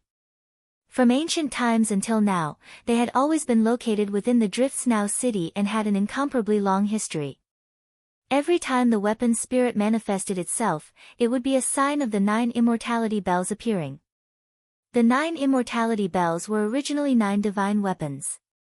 There were also people who said that it was a complete divine weapon that was divided into 9 parts, becoming a type of test for the Drifts Now City. As long as one could communicate with the 9 immortality bells, they would have a chance to unravel the secrets of the Drifts Now City. Hence, every time the 9 immortality bells of the Drifts Now City appeared, experts from all over the Cloud Prefecture would gather here. This was especially so for those powerful weaponsmiths. It was said that only weaponsmiths could truly communicate with the 9 immortality bells and obtain its recognition. But even after countless years, no one had truly unraveled the secrets of the Drifts Now City. However, the crowd had never given up. They continued to try, and in the process of every attempt, there would always be someone who gained a deep comprehension when communicating with the 9 immortality bells, becoming a Grand Master level character. The 9 immortality bells, don't ask immortals. The 9 immortality bells wouldn't react to Immortal Foundation experts. Only those below the Immortal Foundation realm would have a chance to communicate with the 9 immortality bells. Naturally, a long time ago, there was another line behind this sentence. It was the 9 immortality bells, the path of immortal ascension, becoming an immortal in a single step. No one knew the exact meaning of this line. Nobody had ever unraveled the secrets of the 9 immortality bells before. Hence, no one knew the exact meaning behind this line. But generation after generation, all of them worked hard. More and more people gathered here. Other than the experts from the Jiang clan, the Purple Flame sect, 9 Cold Peak and other major powers, there were even experts from the other major powers of the Cloud Prefecture. As for the people of the Drifts Now City, they were all paying close attention to the 9 immortality bells. Countless people gathered in this area, their gazes never once left the bells. It's said that every time the 9 immortality bells manifested, there would always be geniuses who were able to communicate with the bells, gaining a deep level of comprehension and undergoing a transformation. It was unknown which outstanding characters would appear this time around. That man is Jiang Yan from the Jiang clan, a genius weaponsmith of the younger generation. Not only that, his combat prowess is also extremely high. Right now, he's only in his 50s and has already broken through to the 8th level of celestial phenomenon. He's one of the elites among the younger generations of the Jiang clan, with outstanding talent. This time around, among those from the Jiang clan, Jiang Yan is one of them. From afar, there was someone who paid close attention to the situation here. This Jiang Yan is from the Jiang clan, a weaponsmithing genius of the younger generation. Not only that, his combat prowess is also extremely high. He's only in his 50s, but his cultivation base is already at the 8th level of celestial phenomenon. He's one of the elites among the younger generation of the Jiang clan with outstanding talent. This Jiang Yan is so powerful. Not long after he stepped into the vicinity of the 9 immortality bells, runic lights started to revolve around him. He seems to be forming a connection with several runic inscriptions, wanting to form a resonance with the 9 immortality bells. The eyes of the spectators flickered as they stared at Jiang Yan. Other than Jiang Yan, the disciples from the 9 Frost Peak and the Purple Flame sect were all attempting as well. This included the young man from the Purple Flame sect and the unkind young woman who looked at Qin Wentian with disdain. Qin Wentian didn't bother about the disdain of the other party. He stood below the ancient bell, basking in the boundless runic light as he quietly comprehended. To him, each and every rune wasn't something hard to decipher. The difficult part was how to use these runes to communicate with the 9 immortality bells. Most probably, he wouldn't be able to do it if he simply tried to decipher them. Runes are the source of energy, able to draw upon the law energy of heaven and earth. As long as I can find the law energy of these runes, I would be able to communicate with the 9 immortality bells. Qin Wendian silently mused. He actually walked to the side of the 9 immortality bells and sat down, closing his eyes as he quietly contemplated. In the surroundings, boundless runic light flashed, boundless like the sea, unfathomably deep. It was as though he had no idea where to start. And just like that, he sat there for several days. The 9 immortality bells had existed for countless years in the Drifts Now city, and there had never been anyone who could unravel the profoundness within. How could it be so easy to communicate with one of the ancient bells? During these few days, the number of experts gathering around the 9 immortality bells grew more and more. The number of geniuses attempting to communicate with the 9 immortality bells also increased. With a single glance, there were already tens of thousands of people. However, in the face of this terrifying ancient bell, even 10 million people didn't seem like a lot. Back then in the tea house Qin Wendian met, the young miss, had also arrived. She stood at the side, her beautiful eyes flickering as her gaze landed on a young man slightly older than her. Crown Prince's attainments in the Tao of Divine Inscriptions are extremely high. I wonder if there's a chance for him to communicate with the 9 immortality bells. An Immortal Foundation expert beside her spoke as he stared at the young man. So it turned out that this young man was none other than the Crown Prince of the Jiangling King Manor, Pei Xiao. As for this young miss, she was none other than a daughter of the Jiangling King Manor, named Pei Yu. The two of them were cousins, with Pei Xiao being slightly older. He should be able to do it, but I don't know to what extent. Pei Yu spoke in a low voice. And at this moment, the countless runes ahead converged into a river of runic light, slamming into the gigantic 9 immortality bells. A moment later, a light chime rang out from the 9 immortality bells, but there wasn't much of a reaction. It's Jiang Yan, as expected of someone from the Jiang clan. He managed to cause the 9 immortality bells to chime so quickly. He should have a chance to communicate with it. Direct attack. Qin Wendian mumbled. With an intention of his will, numerous runic lights flickered, but they seemed to be hidden within the boundless runic light. They didn't take form, but they continued squirming unceasingly, containing a tyrannical might within. However, when this surge of energy neared the 9 immortality bells, it halted. With an intention of his will, all the fluctuations dissipated into nothingness. If it's just an attack, I can easily use multiple types of energy to attack the 9 immortality bells. But if it's just an attack, it's basically impossible for it to shake the 9 immortality bells. Could it be that I only need to cause the 9 immortality bells to chime, and from there, find a connection point? Qin Wendian mused silently. His eyes were still closed as the boundless runic light cascaded downwards, enveloping his entire body. These runic lights seem to be a part of the 9 immortality bells. There should be a type of law energy that can allow humans and divine inscriptions to resonate.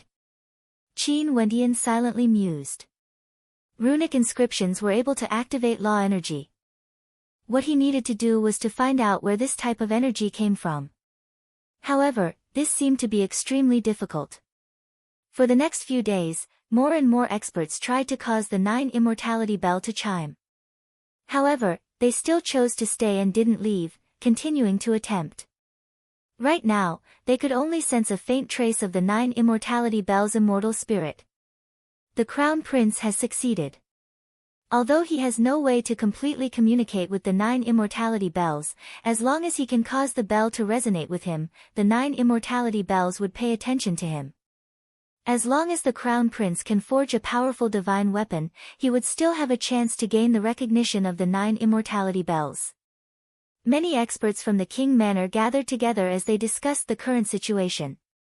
At this moment, a tyrannical energy frenziedly squirmed, transforming into a ferocious beast that coiled around the 9 immortality bells. After which, rumbling sounds rang out unceasingly, exuding a majestic aura. Awesome, as expected of a genius of the Jiang clan.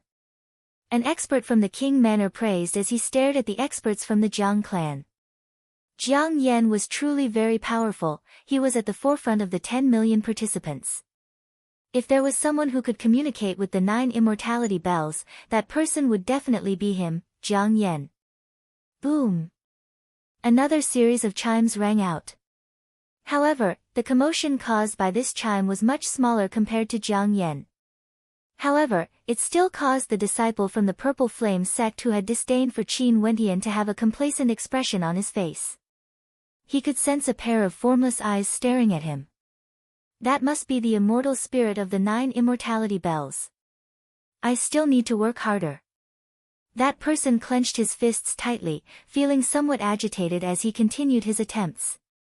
His gaze inadvertently glanced at Qin Wentian, who was sitting not far away from him. This fellow was truly too senseless, sitting there from the start. What a waste of time. Boom, boom, boom. At this moment, an incomparably loud chime reverberated through the heavens and earth. In the air, the reverberations of the chimes rang out unceasingly, ringing into the ears of the crowd. Not here. The gazes of the crowd abruptly froze as they stared into the horizons. There were a total of 9 immortality bells, and the one here was only one of them. Not only were there experts attempting to communicate with the 9 immortality bells, there were also geniuses from other locations attempting to do so as well. Boom, boom. The chimes continued reverberating through the air. After which, a voice boomed out, "Ha, Jiang Yan, seems like you can't do it. It's been so long but I can't hear any sounds coming from your side." This voice penetrated through the clouds, containing an intense provocation within. Jiang Yan inclined his head, his eyes gleaming with sharpness. Who is it? He actually dares to provoke the genius of the Jiang clan, Jiang Yan? A puzzled expression appeared on the faces of those in the crowd. Sharon. Jiang Yan's eyes gleamed with sharpness as he spoke, his words causing the hearts of many to tremble. This was especially so for those from the Jiangking Manor. Their countenances all turned sharp. Sharon was an extremely legendary young genius. In the world of weaponsmithing, he could be considered a legendary character of the younger generation and was extremely powerful. He came from another supreme sacred ground of the Cloud Prefecture, the Wondergate Immortal Manor. This power had nurtured many outstanding divine inscriptionists, slowly eroding the influence and status of the Jiang clan in the Cloud Prefecture. Chapter 768. There were countless geniuses in the Wondergate Immortal Manor. The number of geniuses who chose to join them was much higher compared to those who chose to join the Jiang clan. After all, the surname of the Jiang clan was Jiang, and it was something passed down from generation to generation. But the Wondergate Immortal Manor was different. As long as you joined the Wondergate Immortal Manor, as long as your talent was high enough, you would have the chance to receive the best nurturing. But in the Jiang clan, you would never have as many resources as those with the surname Jiang. Hence, the rise of the Wondergate Immortal Manor was extremely quick. The Jiang clan, this so-called sacred ground for weaponsmithing, was already on the verge of collapse. The two powers fought openly and covertly, especially for the younger generations. They would always provoke each other when they met. Naturally, not only for the Wondergate Immortal Manor and the Jiang clan. In the Cloud Prefecture, the other major powers would also fight against each other. In the immortal realms where the wind of cultivation was extremely strong, this was an extremely normal thing. Only through competition would one be able to grow stronger and stronger. Jiang Yan's countenance turned incredibly unsightly when he heard Sharon's provocative words. After all, Sharon did indeed make the 9 immortality bells chime louder. His countenance turned solemn as he spoke in a low voice, "Sharon, it's still too early to say such words. In the end, it's still uncertain who would be the one to communicate with the 9 immortality bells." His voice rang out through the air, reverberating through the air. Everyone within a radius of a few hundred miles could hear it clearly, causing the hearts of many to tremble. Did the people of the Jiang clan and Sharon of the Wondergate Immortal Manor really start to fight? Ha, Jiang Yan, stop lying to yourself. If I can't communicate with the 9 immortality bells and cause its spirit to manifest, ascending to immortality in a single step, it's even more impossible for you to do so. You are already 1 step behind me. This 1 step is too far for you to cross. Chiron's voice rang out once more, causing the heavens and earth to tremble. Jiang Yan coldly spoke, arrogant. It's rumored that in order to communicate with the 9 immortality bells, one's weaponsmithing skill is still required. At that time, I want to see how you can compare to me. Boasting shamelessly. Why don't you let the 9 immortality bells chime out in all directions first before you talk about weaponsmithing? If not, the 9 immortality bells wouldn't recognize you. Chiron laughed maniacally. After that, his voice gradually faded, leaving behind Jiang Yan, who had an unsightly expression on his face. Both of you are dragons and phoenixes among men, heavenly geniuses of a generation. When the battle begins, the weather will definitely change, and it will be extremely brilliant. At this moment, in the air, several silhouettes could be seen standing there. Many people inclined their heads only to see a middle-aged man standing at the very front. He had a smile on his face as he spoke. A few days later, Pei Tianyuan of my Jiangling country, will be the host.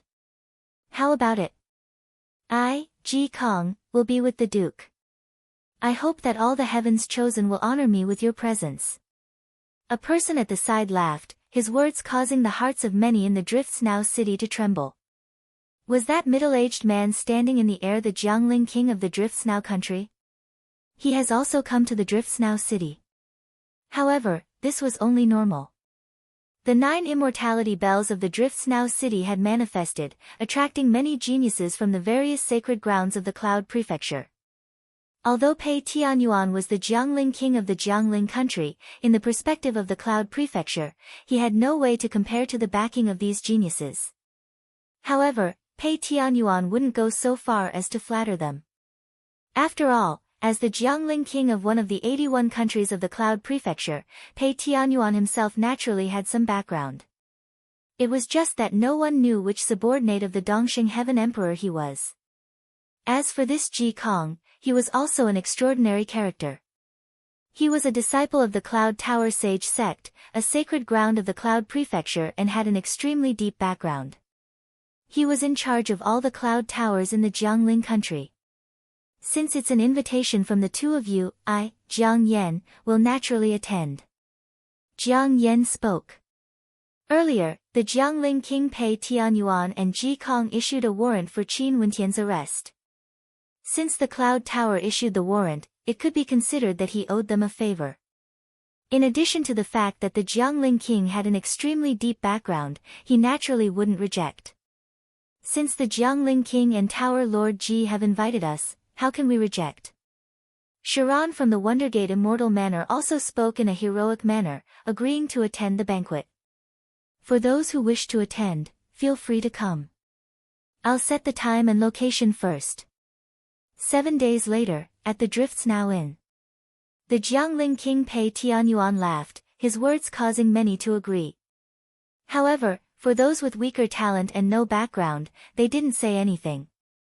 They knew that although Pei Tianyuan's words were polite, they had to know their own limits. Talent or background, you have to have at least one of them before others would be willing to welcome you. If not, what qualifications do you have to sit together with others?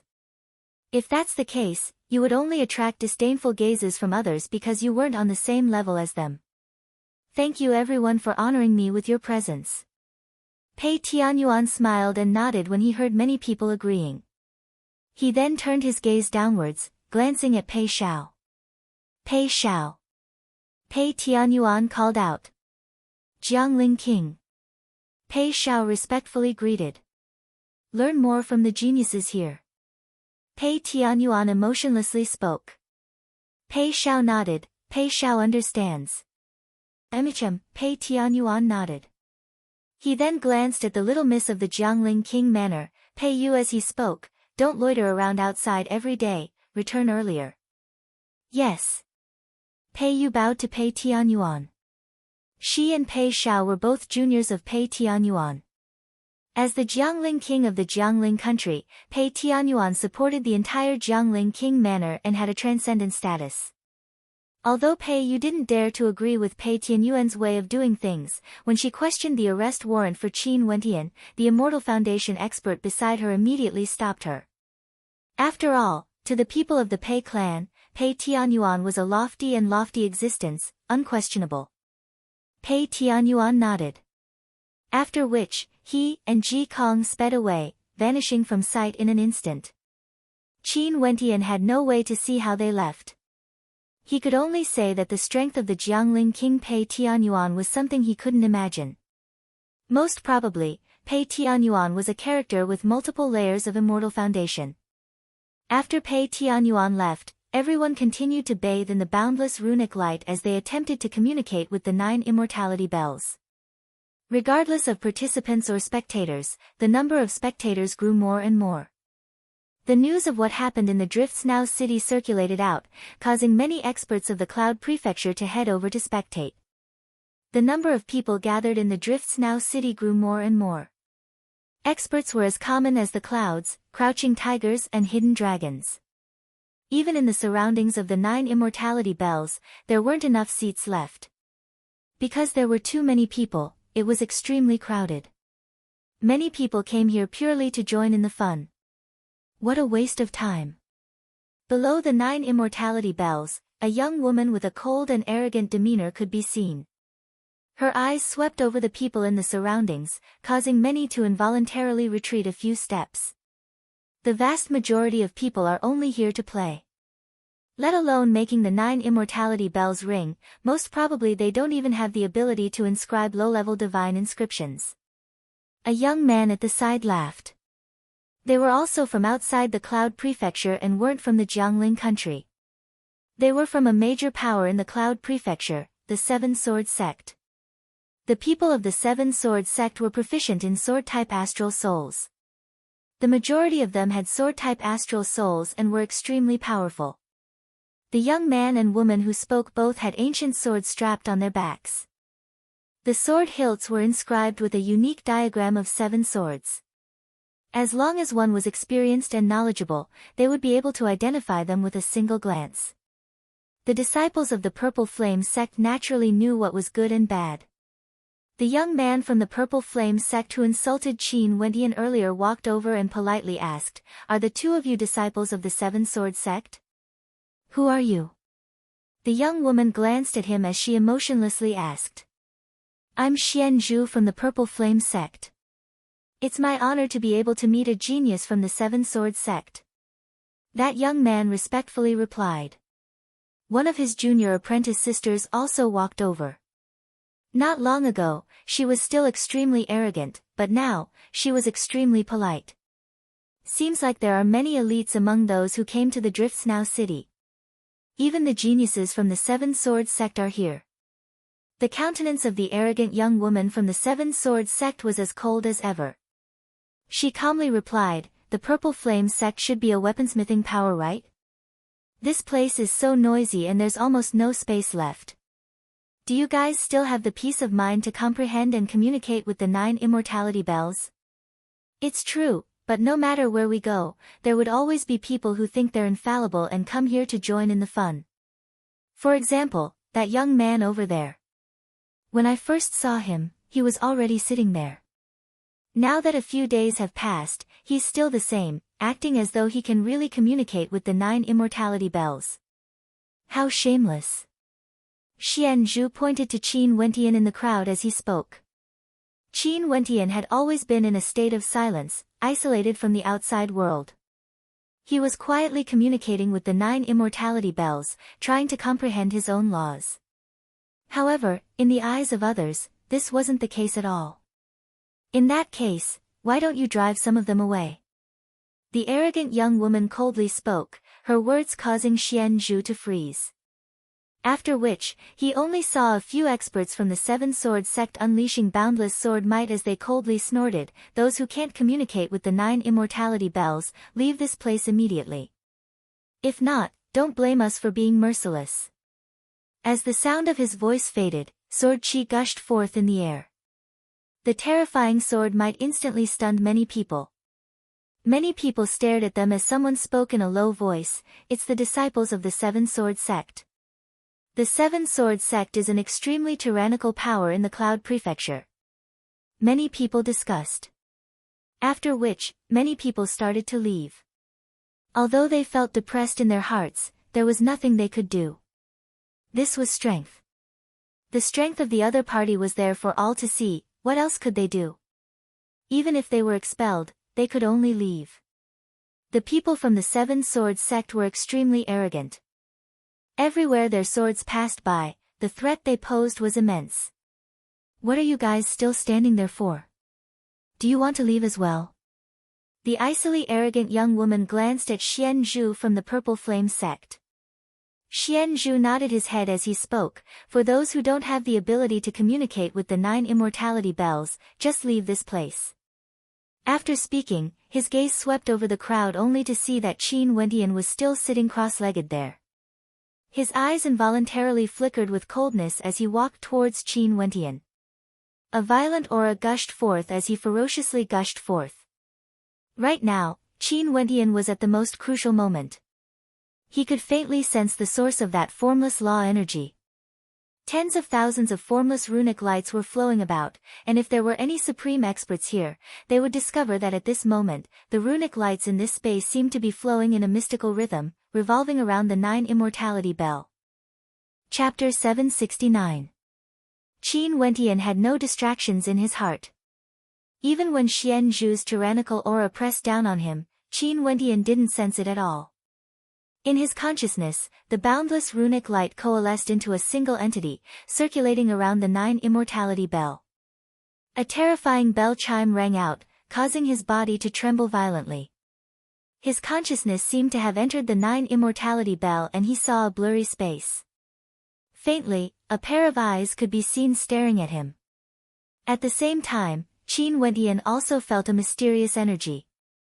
It felt like at this moment, he could easily cause the 9 immortality bell to chime with just a single thought. However, from Xian Zhu's perspective, Qin Wentian's body was trembling because of the pressure he exuded. At this moment, the number of people in this space decreased unceasingly. Those who were in the surroundings of the 9 immortality bell were chased away by those from the Seven Sword Sect. However, for those truly powerful characters, they still didn't leave. Those from the Seven Sword Sect were also intimidating them. In such a situation, when Xian Zhu saw that Qin Wentian was still quietly sitting there, a cold killing intent flickered in his eyes. Not knowing the immensity of death, Xian Zhu coldly spoke. Those from the Seven Sword Sect also came to join in the fun. At this moment, a voice rang out, drifting over together with the chimes of the bell. It was none other than Sharon's voice. It was as though nothing here could escape the eyes of Sharon, who was in another dimension. Sharon. The icily arrogant female from the Seven Sword Sect inclined her head and stared at the air as her expression turned heavy. She was no longer as arrogant as before. Evidently, Sharon was a character she couldn't ignore. In fact, she had to treat him with great importance. Jiang Yan was already a heaven chosen of the Jiang clan. But Sharon and Jiang Yan were communicating with the 9 immortality bell together. Being able to gain an advantage against Jiang Yan, one could tell how extraordinary Sharon was. Among the younger generations of the Cloud Prefecture, Sharon was quite famous. Sharon snorted coldly. Xian Zhu paused for a moment before he continued walking towards Qin Wentian. A powerful aura gushed forth from him as he coldly spoke. You still haven't scrammed? You truly don't know the immensity of death. As soon as he finished speaking, his palm slashed towards Qin Wentian's body. In the surroundings, the sword Qi was still laughing maniacally. The experts of the Seven Sword Sect were still expelling the others. At this time, Qin Wentian frowned slightly, seemingly showing a touch of displeasure. His eyelashes trembled. Abruptly, Qin Wentian's eyes opened. At this instant, Xian Zhu stared into Qin Wentian's eyes as his mind shuddered violently. The sound of a bell chime rang out in his mind, akin to the melody of the great Tao. Boom, boom. The terrifying bell chimes rang out unceasingly. It was as though the 9 immortality bell had truly awakened, emitting a sound that truly belonged to it. At this moment, in this vast space, the experts in the surroundings of the 9 immortality bell all felt their hearts pounding violently. The chimes of the bell seemed to contain a soul-shaking might, directly resonating in the depths of their hearts, resonating in their souls. Even the Immortal Foundation experts who were spectating from afar had their eyes gleaming with sharpness as their hearts pounded.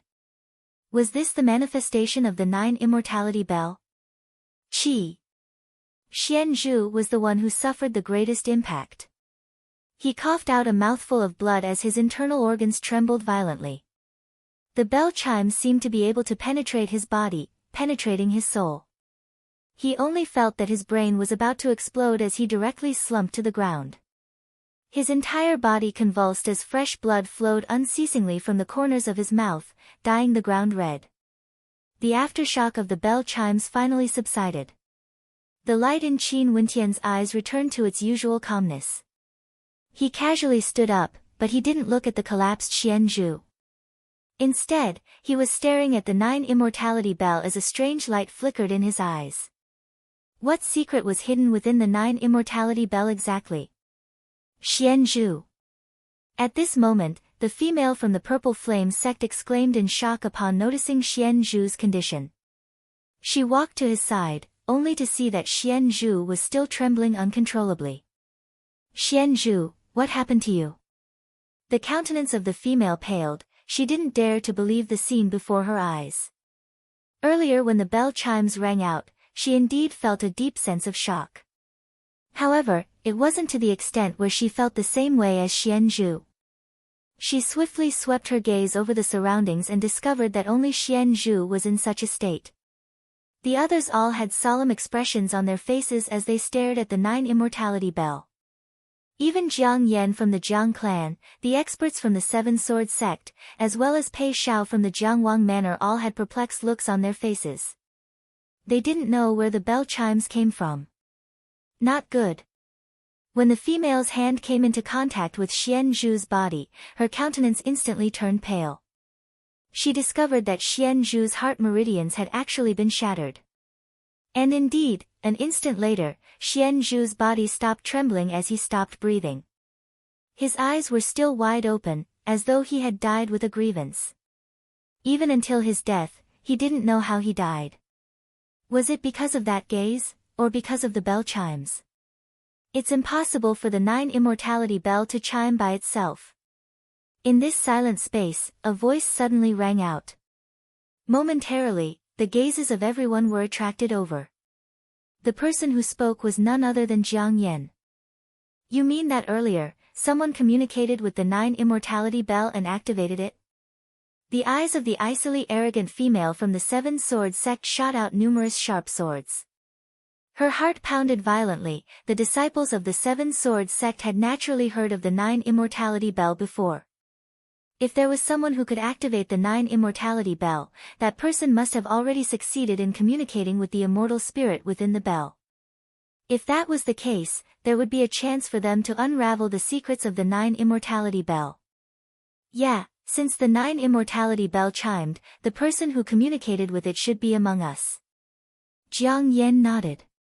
His eyes stared at the people in this vast space as his sharp gaze swept past each and every one of them. However, he truly had no way to imagine what sort of person would be able to achieve such a feat. He was a heaven chosen of the Jiang clan, Jiang Yan. Even he couldn't do it. Who else here could? Other than him, there seemed to be no one more famous than him here. Those from the 7 Sword sect were also very powerful, but in terms of their attainments in the martial path, the disparity between them was too great.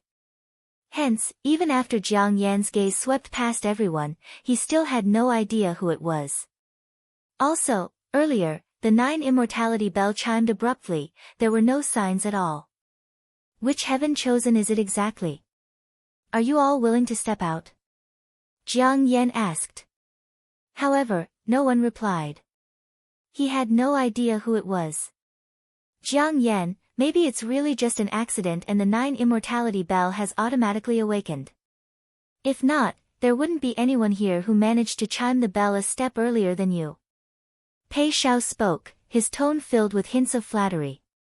Jiang Yan didn't reply, but a look of contemplation could be seen in his eyes.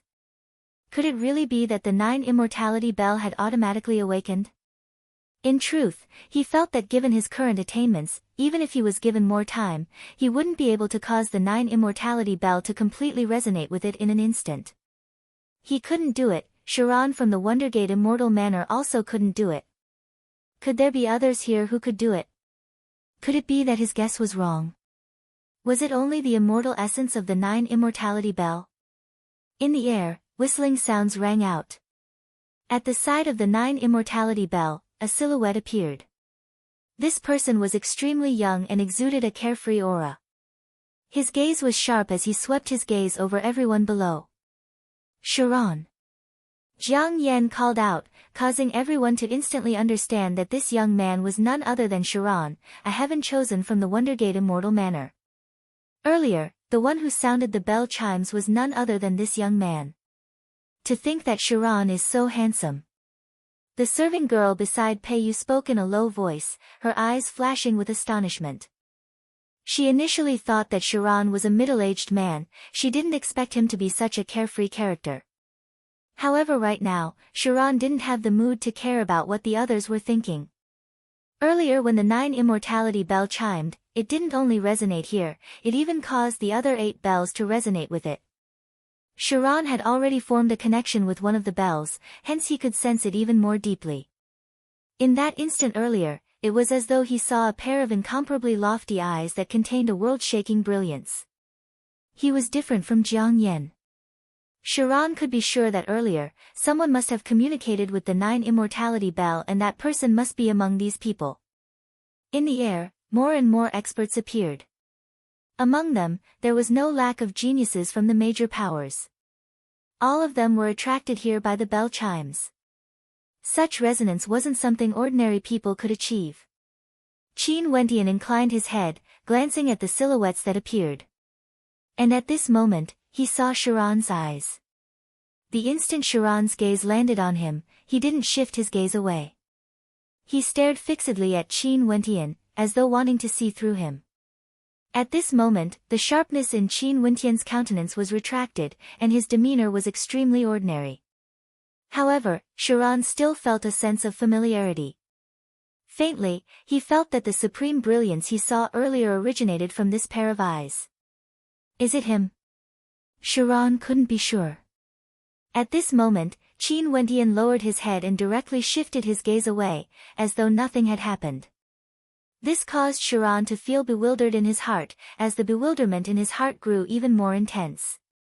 And at this moment, he saw the corpse lying not far away from Qin Wentian. It was Xian Zhu's corpse. His eyes flashed with sharpness. Chapter 770. Although Sharon's eyes gleamed with sharpness, he didn't say anything. He stared at the female beside Xian Zhu's corpse, and upon seeing her staring at Qin Wentian with hatred, he already had a guess in his heart. Did you do something to Xian Zhu? That female coldly asked as she stared at Qin Wentian. If it was really just the bell chimes, it was impossible for Xian Zhu to die directly. Everyone here had heard the reverberations of the bell chimes, and although their internal organs were shaken, it wasn't to the extent of their heart meridians being destroyed.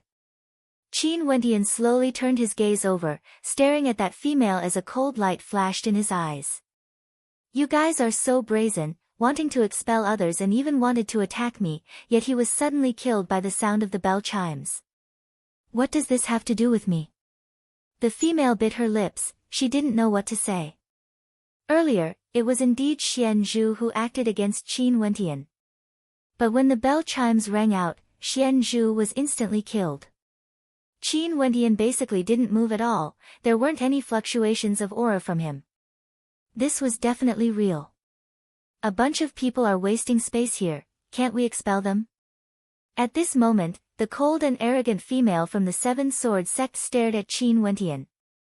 Earlier, she was the one who gave the order to expel them, yet this young man actually dared to doubt her words. How impudent! We are wasting space. A cold smile of disdain appeared on Qin Wentian's face. Hearing your words, those who don't know might really think that you are capable of causing the bell chimes. How laughable. After speaking, Qin Wentian no longer glanced at the icily arrogant young woman from the Seven Swords sect. As the sound of his voice faded, that young woman took a step forward as sword chi gushed forth like a raging tempest, extremely terrifying to the extreme. It felt as though the sword chi alone could tear people apart, shredding them into 1,000 pieces. Qin Wentian naturally could feel the immense pressure from the sword chi. His opponent's cultivation base was at the 7th level of celestial phenomenon and could already be considered an extremely powerful character. Nyan. At this moment, Sharon, who was in the air, spoke. His eyes stared at the icily arrogant female from the Seven Swords sect. Evidently, he knew of her existence as well. This Nyan was also an extremely famous character in the Seven Swords sect. They were both geniuses of the younger generation of the Cloud Prefecture, and although they were separated by a great distance, they knew of each other. Nyan inclined her head, staring at Sharon. The others aren't wrong. Why are you, a sword cultivator, here to join in the fun and say that others are wasting space? Could it be that you can ring the bell? Sharon smiled faintly as he spoke. His eyes glowed with a faint golden light, giving off a unique sense of sharpness. My business has nothing to do with you. Nyan replied in a low voice. Her tone was clearly not as cold and arrogant as when she was talking to Qin Wentian. Although she still maintained her cold demeanor, she had lost some of her previous imposing manner. This was because she was facing a different person. If an immortal king was facing an immortal foundation character, his aura would naturally be high and mighty, unexcelled in the world. But if he was facing an immortal emperor, would he still dare to display any arrogance? Most probably, he would only be filled with respect. Hence, even if it was the same person, when facing different people, his aura would still change according to his attitude. It has nothing to do with me. But this place is the Drifts Now city and not the Seven Swords sect. Since everyone from the Cloud Prefecture is here to attempt to communicate with the 9 immortality bells, could it be that you know who is capable of doing so and who isn't? If you can't do it yourself, what qualifications do you have to expel others? Sharon's tone grew stronger and stronger. The aura radiating from his eyes grew even more domineering, truly pressing down on others. Under this aura, the icily arrogant Nyan's aura was clearly much weaker. She had no way to contend against Sharon and could only snort coldly, not saying anything. Sharon stepped out and landed on the ground. Qin Wentian stared at him, and upon seeing that Sharon was also looking at him, a carefree smile appeared on his face. Many thanks. What are you thanking me for? Sharon's eyes flickered with a meaningful smile. Sharon from the Wondergate Immortal Manor. What about you? Tianwen. Qin Wentian smiled as he replied. This place was one of the 3 main cities of the Jiangling country, the Drifts Now city. The Jiangling country has long issued a bounty for his arrest. Once he revealed his real name, he would instantly fall into a dangerous situation. Hence, he could only continue to use an alias. Tianwen. Sharon repeated, as though he regarded this name with great importance. After that, he asked again, Brother Tianwen, which sect are you from? My cultivation base is too low and I've brought shame to my sect. I don't dare to speak nonsense in public. Qin Wentian replied. Understood. Sharon casually smiled. He didn't know what the word understood meant. Sharon, you are truly in the mood for leisure. At this moment, a voice drifted over. The person who spoke was none other than Jiang Yan from the Jiang clan. This Sharon actually came here and started chatting with an unknown character. Truly, he was in the mood for leisure. Ha, who asked me to be ahead of you in terms of comprehension? Also, I'm already strong enough to attract the attention of the 9 immortality bells. Naturally, I'm in the mood for leisure. As for you, the Jiang clan, you are truly getting weaker and weaker. Sharon laughed, his words causing Jiang Yan's countenance to turn cold. He coldly snorted and continued, let's see who will have the last laugh. After speaking, he no longer bothered with Chiron. He closed his eyes and attempted to communicate with the 9 immortality bells again. I also want to see what's so special about this 9 immortality bell that can chime on its own.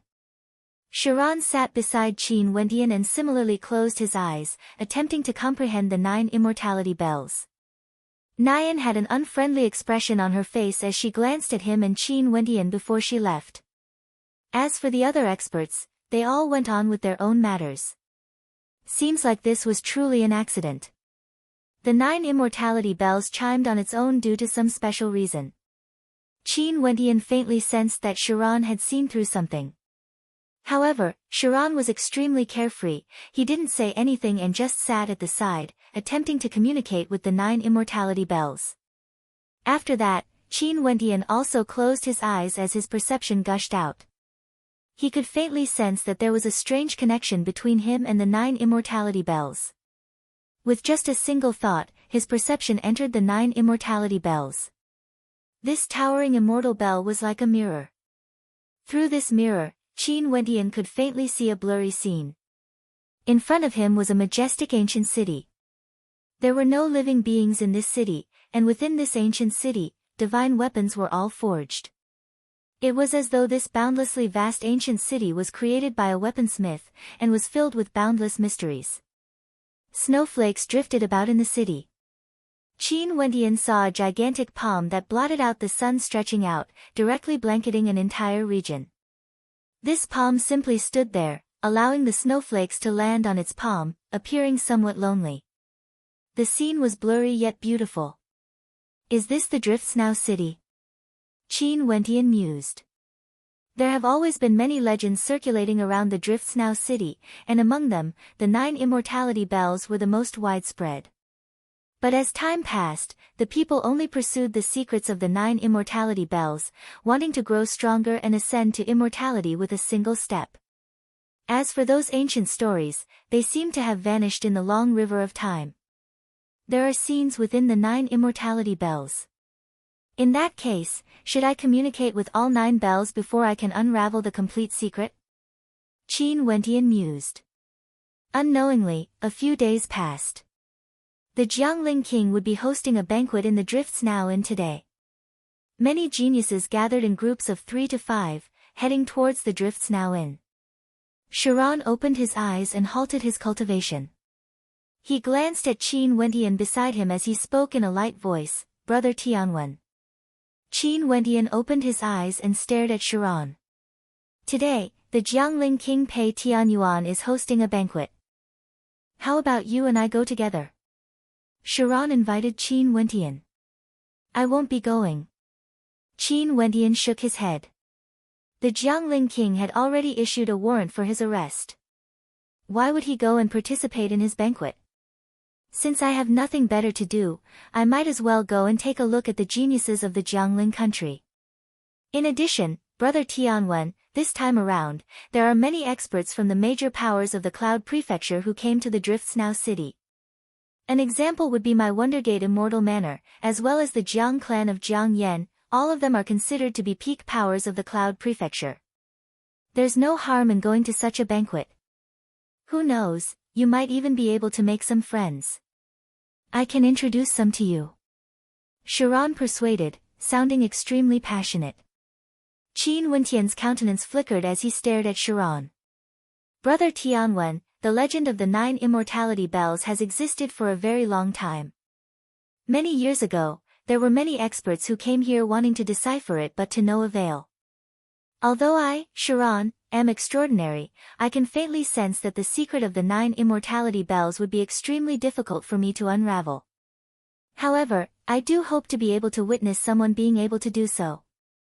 Chiron stared at Qin Wendian's eyes as a smile appeared on his face. He transmitted his voiceover, if the person who can decipher this legend is a friend of mine, it would naturally be a matter of great honor. Ha! Although Chiron's words were vague, how could Qin Wendian not understand? Chiron should have already confirmed that the reason why the bell chimes rang out that day was because of him, Qin Wendian.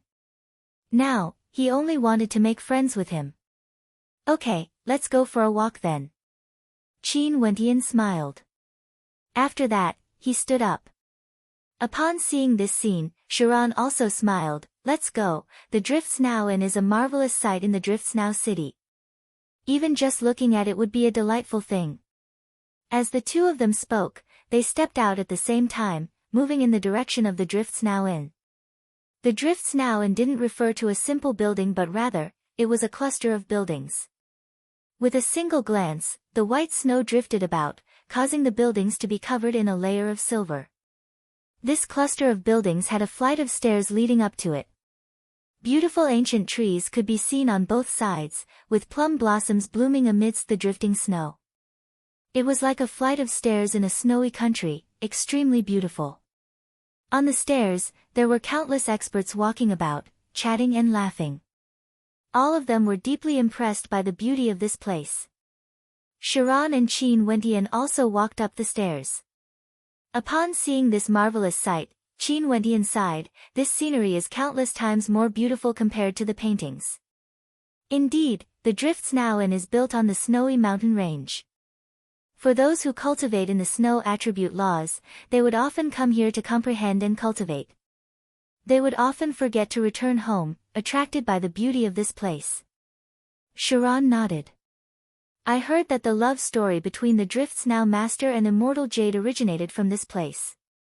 In front of Qin Wentian, a gentle voice rang out, filled with yearning. Yeah, this place is truly beautiful. Little miss, how good would it be if we could stay here for a long time in the future? Seems like females love beautiful scenery even more than us. Sharon laughed when he saw this scene. The two in front turned and Qin Wentian nodded to the young miss. This young miss was none other than Pei Yu, whom he had met once in the tea house. She was the young miss of the Jiangling King Manor. Chapter 771. Pei Yu turned her head and smiled sweetly at Sharon and Qin Wentian. She then spoke in a light voice, I naturally like beautiful things. I've long heard of the name Sharon from the Wondergate Immortal Manor, but I didn't expect him to be such a carefree character. After speaking, Pei Yu turned to Qin Wentian and spoke, I think we met before in the tea house. Qin Wentian nodded. At the same time, Sharon replied, the snow is beautiful, the person is beautiful as well. May I ask for young lady's name? Pei Yu. The female replied in a light voice. Someone from the Jiangling King Manor? Sharon asked. The surname, Pei, the first thing he thought of was the Jiangling King Manor. After all, the Drifts Now city originally belonged to the main city of the Jiangling country, and today, the Jiangling King Pei Tianyuan was hosting a banquet. Pei Yu replied. Qin Wentian already knew about this and naturally didn't feel strange. This is brother Tianwen, we just met not too long ago. Sharon introduced Qin Wentian only to see Qin Wentian staring at Pei Yu as he curiously asked, earlier Miss Pei Yu, you mentioned the Drifts Now Master and Immortal Jade. Who are they? This is the most ancient legend of the Drifts Now city. Let's talk as we walk. Pei Yu saw that there were more and more people ascending the staircase, it naturally wouldn't be good for her to remain still. Sharon and Qin Wentian walked up as the four of them walked shoulder to shoulder. Pei Yu then spoke, this legend has already been gradually forgotten by the masses because the gazes of everyone were only focused on the secret within the 9 immortality bells. Also, I only managed to stumble upon it by chance in the ancient records of the Jiangling King Manor. Hence, I came to the Jiangling country to investigate this story. It's rumored that a very long time ago, there was no such thing as the Drifts Now city. There was only the Drifts Now Inn, and it was the place where the Drifts Now Master and Immortal Jade fell in love. The two of them were extremely fond of each other and had the same ambition, to become a peak-level weaponsmith grandmaster. Both of them had a crazy obsession towards weaponsmithing and unceasingly pursued higher attainments. Back then, the reason why the Drifts Now Master could woo Immortal Jade was because he defeated her in weaponsmithing. Pei Yu's voice was gentle and very pleasant to listen to. This kind of tone seemed to be extremely suitable for narrating ancient legends. After the two of them fell in love, they became companions and sparred with each other. Immortal Jade had always wanted to defeat the Drift's Now Master, but she had never succeeded before. There was once when Immortal Jade asked the Drift's Now Master if he would be willing to give up his life for the sake of forging a perfect divine weapon. The Drift's Now Master shook his head and told Immortal Jade that he would only give up his life for her. However, this romantic reply didn't make Immortal Jade happy. Because she was unable to do it herself. In her heart, she discovered that she had placed weapon forging at a supreme position, higher than her own life, higher than the Drift's Now Master. Immortal Jade's heart was filled with unease. One day, she told the Drift's Now Master that she wanted to construct an unprecedented divine weapon, one that no one in the immortal realms had ever attempted before. She wanted to forge a city, but the Drift's Now Master felt that it was too troublesome. However, Immortal Jade told him that this city would only belong to the two of them, it would be their home. Hence, the Drift's Now Master began to roam the immortal realms, collecting materials that ordinary people couldn't even imagine. The Drift's Now Master and Immortal Jade started their forging process, attempting to forge an immortal ranked weapon that no one in the immortal realms had ever attempted before. The two of them spent 10,000 years to gather the materials, and another 1,000 years to forge the immortal ranked weapon. And just when Immortal Jade was in wild joy, an expert came knocking on their door, asking for the immortal ranked weapon they forged. The two of them refused and a great battle ensued.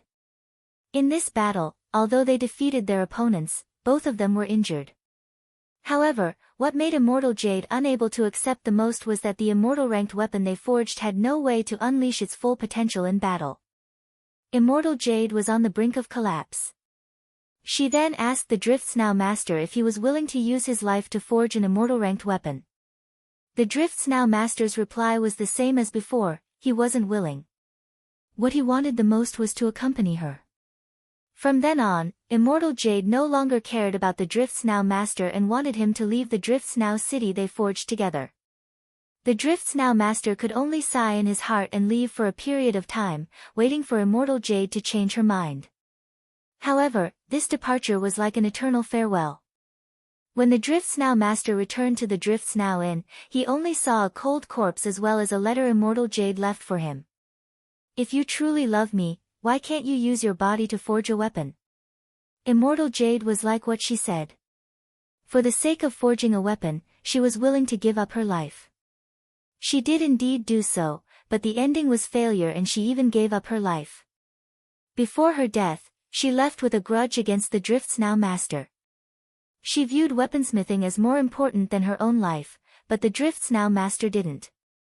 After reading that letter, the Drift's Now Master's hair turned white overnight. He sat in the Drift's Now Inn for 3 years without moving. 3 years later, he rose and buried Immortal Jade. At the same time, he used his body as a sacrifice to forge a city to bury Immortal Jade. The Drift's Now Master used his own flesh and blood to fuse into the Drift's Now city. He used his soul to fuse with the 9 immortality bells, allowing this city to be forged from his own flesh and blood. When he missed Immortal Jade, the bells would chime. He wanted the Drift's Now Inn to be covered in snow all year round, and every single snowflake that fell was his tears. The Drift's Now Master completed Immortal Jade's dying wish. He used his own life as a sacrifice to forge a peerless immortal ranked weapon, an entire city. However, it wasn't because he viewed weaponsmithing as more important than his own life. Rather, it was because he wanted to fulfill the promise he made to Immortal Jade in the past. He would only give up his own life for Immortal Jade. He used his own life to forge a weapon, not for the sake of weapon forging, but for the sake of protecting Immortal Jade's withered body in the Drift's Now city forever. Pei Yu's voice drifted along with the snowflakes as she narrated this poignant story. Sharon and Qin Wentian were both in a daze.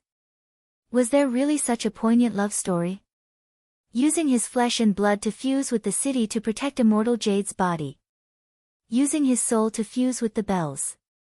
When he missed Immortal Jade, the bells would chime. Every single snowflake that fell from the sky was his tears. Is this legend true? Sharon sighed deeply. Their footsteps were very slow, as though they were still immersed in the poignant and beautiful ancient legend. I have no idea as well. Right now, the people of the Drifts Now city only care about the secret of the 9 immortality bells. Who would still remember the story of the Drifts Now master and immortal jade? Pei Yu forced a smile on her face, but there was a hint of sadness in her smile. This story was something she learned after collecting many ancient records. Hence, she was very fond of the Drifts Now city. She personally came here to take a look at the place where the Drifts Now master and immortal jade fell in love, and to see the city that the Drifts Now master used his life to forge. It should be true. Qin Wentian mumbled, sinking into contemplation. He recalled the scene he saw in the 9 immortality bells.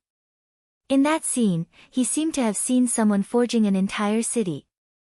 He seemed to have seen a lonely gigantic palm stretching out in the air, allowing the snowflakes to land on its palm. If the legend Pei Yu spoke of was true, then that lonely palm should belong to the Drifts Now master, right? Do you believe it as well? I also believe it to be true. Pei Yu smiled sweetly at Qin Wentian who was beside her. Time changes, nothing is eternal. Now, the 9 immortality bells chimed once more.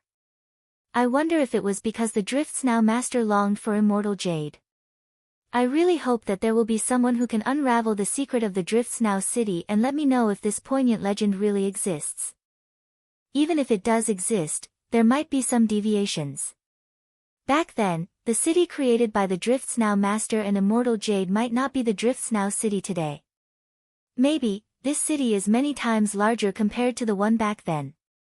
Sharon smiled. Although he was also a weaponsmith and had an intense obsession, he was still filled with admiration for immortal jade. She was actually willing to sacrifice her life for the sake of weaponsmithing. Naturally, he admired the Drifts Now master even more. The Drifts Now master wouldn't disregard his life for the sake of weaponsmithing. If he had to sacrifice himself, he would only do so for immortal jade. Maybe. Pei Yu spoke in a low voice. As the few of them conversed, they already arrived at the Drifts Now inn.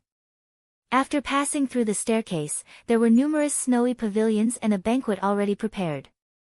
Many people had already arrived. If one stared further into the distance, they would be able to see numerous snowy mountains.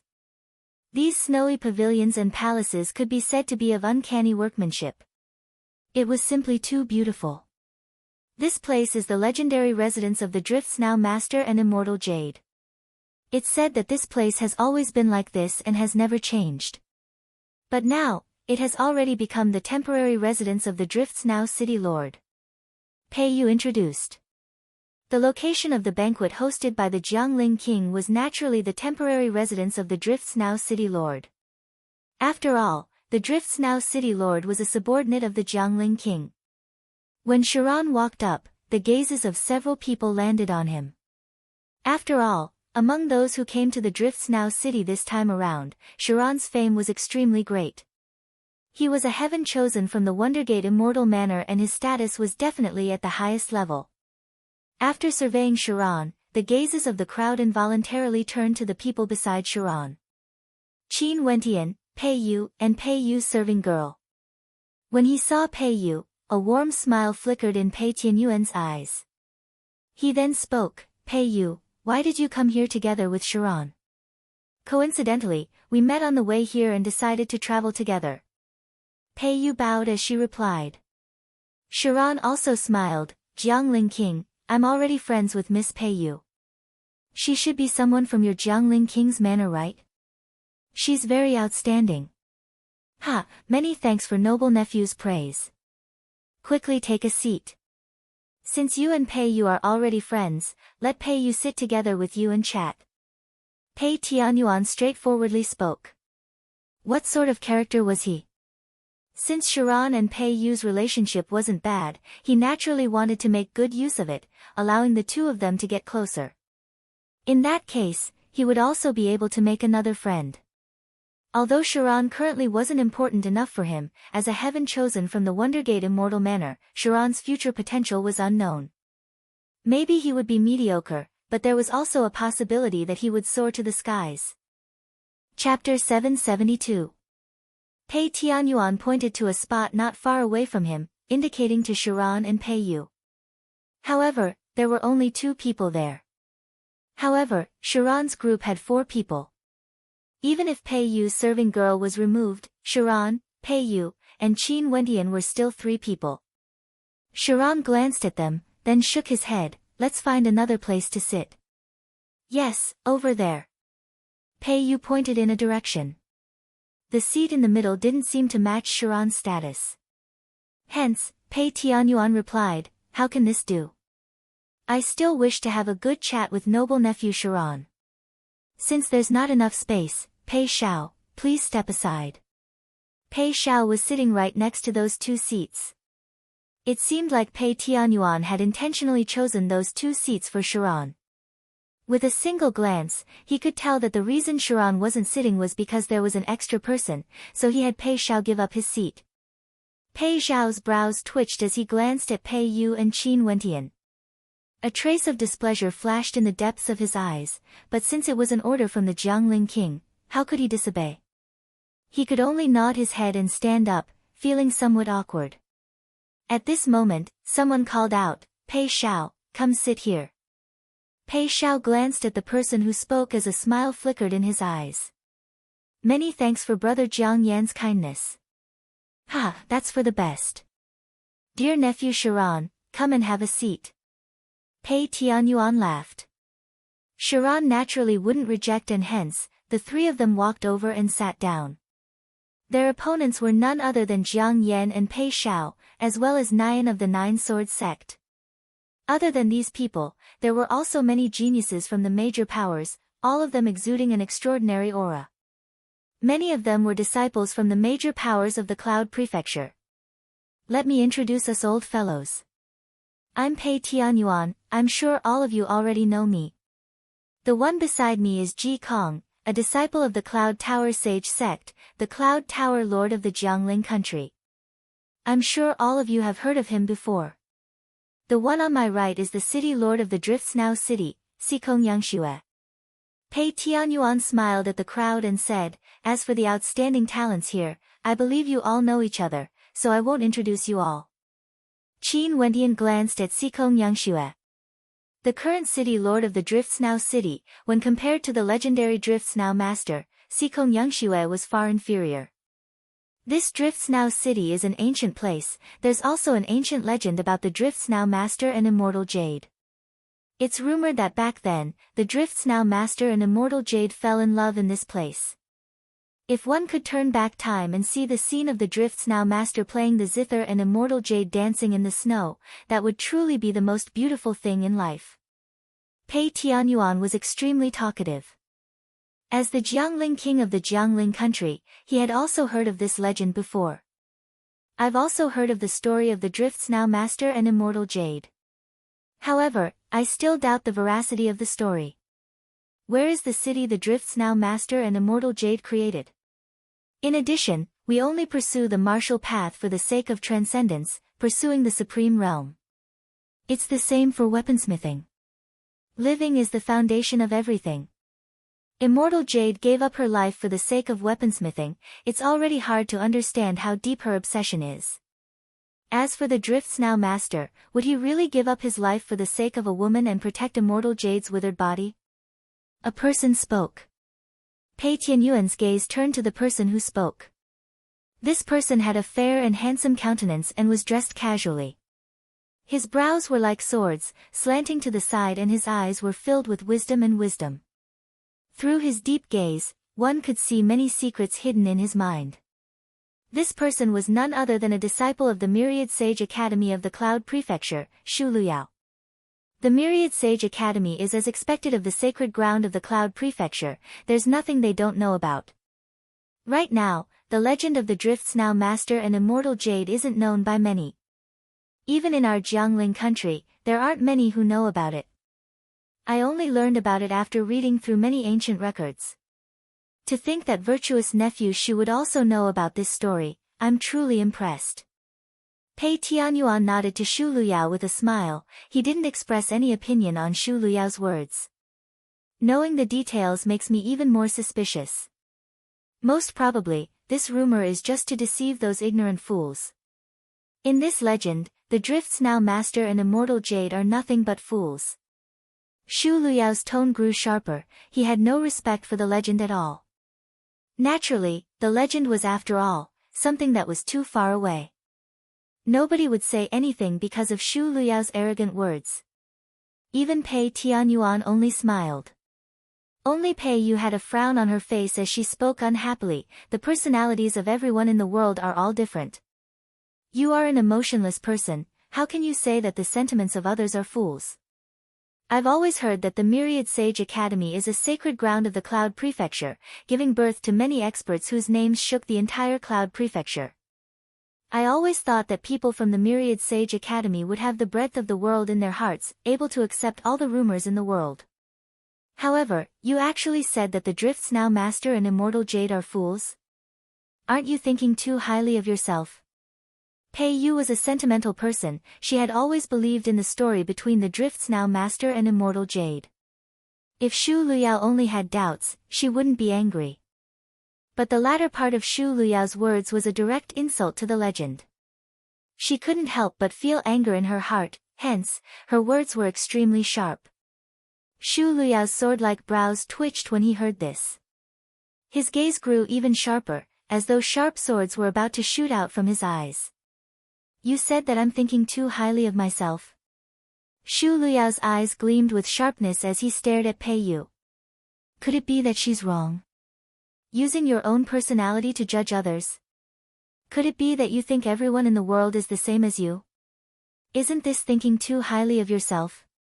Upon seeing this scene, Sharon, who was beside Pei Yu, coldly spoke.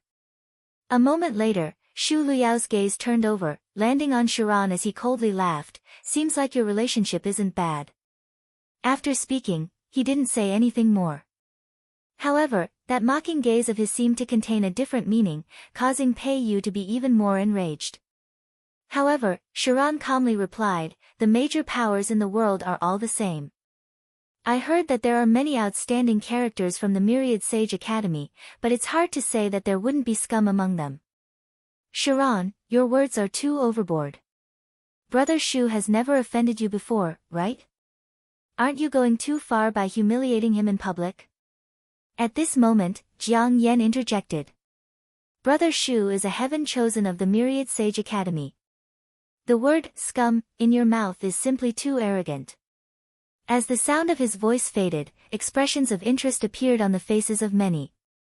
Seems like this Jiang Yan didn't want the world to be in chaos and intentionally wanted to intensify the conflict between Sharon and Shu Luyao. I've always admired the Myriad Sage Academy. Sharon, you are truly too much. Nyan continued, adding oil to the fire. And as expected, the moment their words rang out, it was impossible for Shu Luyao to ignore it even if he wanted to. At this moment, the gazes of everyone were all on him. Sharon's arrogance isn't just for a moment, right? When the 9 immortality bells were rung, this fellow already lost his composure and started to provoke others everywhere. Ha ha ha. Another person laughed. This person was also a disciple from a major power, the Battle Heaven's immortal manor of the Cloud Prefecture. The combat prowess of this power was extremely high and their influence could be found all over the Cloud Prefecture. Even in the Jiangling country, they had a subordinate power named the War Immortal Palace. Zurius from the Battle Heaven's immortal manor, seems like he's also someone who likes to stir up trouble. Everyone silently mused. Zurius didn't have any intentions of intentionally provoking Sharon. He only spoke because he felt that it was interesting. Shu Luyao had a heavy expression on his face. In front of so many people, he truly couldn't maintain his face. Scum. At the very least, I won't play around with women in the Jiangling country. She is someone from the Jiangling King Manor, I will naturally give face to the Jiangling King Manor and not bicker with her. Why are you in such a hurry to speak? What are you trying to say? Shu Luyao coldly laughed. His gaze was fixed on Sharon and Pei Yu as his tone was filled with evilness. Pei Tianyuan quietly watched. Even though Pei Yu was implicated, he didn't even interrupt. Pei Yu's talent in the Jiangling King Manor was ordinary and her status was ordinary as well. Right now, she became the spark of conflict between two geniuses. Although Shu Luyao's words wrongly accused her, if Sharon couldn't forget about this matter and really got together with Pei Yu, it wouldn't be a bad thing. Calling you scum is already praising you too much. Sharon mocked. Me, brother Tianwen and Pei Yu have only known each other for a short period of time. Our temperaments are similar and we became good friends. But when it came out of your mouth, the meaning of my words changed completely. How rude of you. The three of you together. What a heavy taste. Nyan coldly spoke when she heard that. After that, the gazes of everyone landed on her as faint smiles appeared in their eyes. How interesting, this Nyan might seem cold and arrogant but her words were filled with evil. Naturally, the reason why Nyan would be like this was because of Sharon's domineering attitude earlier. Evidently, she hadn't swallowed her anger yet. Pei Yu's body trembled slightly, her dainty fists were clenched tightly as her countenance turned pale. For a female to be humiliated like this, it was already extremely serious. Especially in such a setting. Nyan's words were like sharp arrows, piercing into the hearts of others. Qin Wentian's sharp senses could see the changes in Pei Yu's countenance as well as the trembling of her body. He also felt some anger in his heart. These people actually dared to humiliate a young lady in the prime of her youth. Inclining his head, his gaze turned to Nyan. This cold and arrogant young lady from the Seven Swords sect had expelled him earlier. Evidently, she was a selfish woman who didn't care about others. Someone who can speak such shameless words is actually a female. This is simply unimaginable. Could it be that you have done such a thing before? If not, why would you say such words? Qin Wentian stared at Nyan as he emotionlessly spoke. As the sound of his voice faded, Nyan's countenance instantly turned cold. Her sword-like eyes stared in the direction of Qin Wentian as she icily spoke, "Impudent, who do you think you are?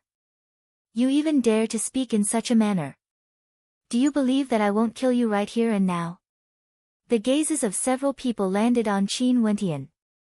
Jiang Yan also coldly spoke, "Who is this fellow? Where did he come from? Do you have the qualifications to speak here? How interesting.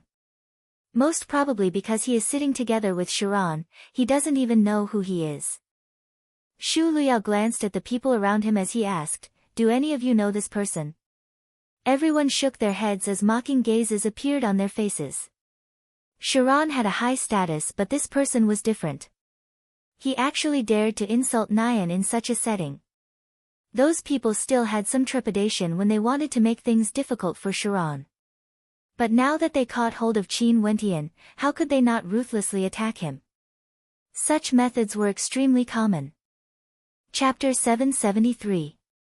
Sharon referred to him as Tianwen. I've never heard of this name before. I've already seen through his cultivation base. At the third level of celestial phenomenon, not bad. At the very least, he can't be considered the weakest among us. Before this man tried to comprehend the 9 immortality bells, he sat there unmoving and didn't move at all. Yet, he chose to sit there and waste time. Even I feel some admiration for him. Even I'm curious now. Sharon, who is your brother Tianwen exactly? Zurius stared at Sharon as he asked. I can understand if you want a woman to sit beside you. But he is a man, if he doesn't have any background, what qualifications does he have to sit there? He even made the Jiangling king order Pei Shao to step aside. Why must I tell you guys? Sharon's gaze turned cold as he swept his gaze over everyone. A bunch of arrogant fellows. Maybe you guys will have the chance to get to know each other in the future. Who was Qin Wentian? He was filled with anticipation. If Qin Wentian had completely formed a connection with the 9 immortality bells, or if Qin Wentian didn't conceal anything, these people would instantly know who Qin Wentian was. At that time, they wouldn't act like they did now, using Qin Wentian as an excuse to speak rudely. In the future, I don't have much interest. Zurius faintly spoke. Nyan's cold gaze pierced straight at Qin Wentian as she spoke, in the future. She dared to humiliate me.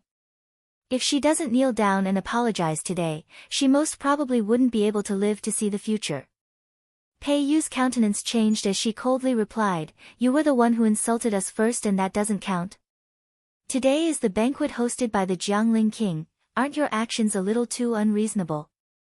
"Is that so? I can apologize to you if you want, as long as you can defeat me." Nian coldly laughed. "As for today, although the banquet is hosted by the Jiangling king, I, a disciple of the Seven Sword sect, also have no way to endure such humiliation. It's fine if he doesn't kneel down and apologize, I will directly challenge him. I believe the Jiangling king wouldn't interfere, right? Everyone, please calm down." Pei Tianyuan smiled when he saw Nian looking over. "We are all guests from afar, why is there a need for this?"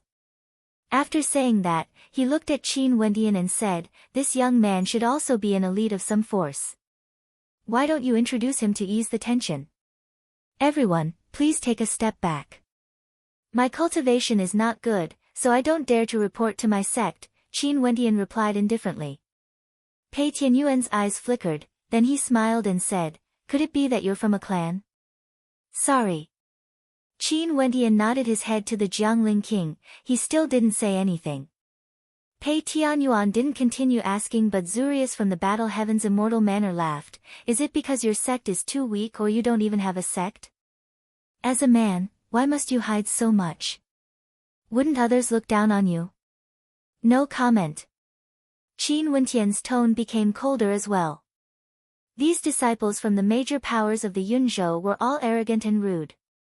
Of course, maybe they were only like this to him, or maybe it was because they thought that their identities were out of the ordinary. "Jiangling king, you should have seen it too, right?" Nian spoke again. The Jiangling king Pei Tianyuan laughed, "Since little brother is unwilling to resolve this, I believe you should be able to handle it." "I won't interfere then. Everyone can settle their grudges among yourselves, I'm afraid I don't have the qualifications to interfere." When Nian heard this, a cold smile flickered on her face. Her eyes gleamed with sharpness as she lunged towards Qin Wendian, "If you beg me, you might have a chance to live." Qin Wendian coldly glanced at Nian, ignoring her. Sharon coldly laughed, "Why didn't you challenge me but chose Brother Tianwen instead?" Nian's cold eyes gleamed with coldness as she stared at Sharon. Another person beside her spoke, "Nian, no matter what, you are someone from the Seven Sword sect and have an extraordinary cultivation base. If you want to challenge me, just look for Sharon. What's the big deal about challenging a third-level ascendant? Don't you feel that you're throwing away the face of the Seven Sword sect? How laughable, she's still so complacent." Sharon also laughed, the lines on his face were filled with mockery. After which, he turned to the person who spoke, to Qin Wendian, "Ghost Saber Mu Yan, my good friend." "Mu Yan, this is Brother Tianwen." Sharon glanced at the person who spoke. Mu Yan wore a simple white robe and sat in an inconspicuous position. In fact, he didn't seem very eye-catching at all. At first, no one noticed his existence. Clearly, many people didn't know who he was.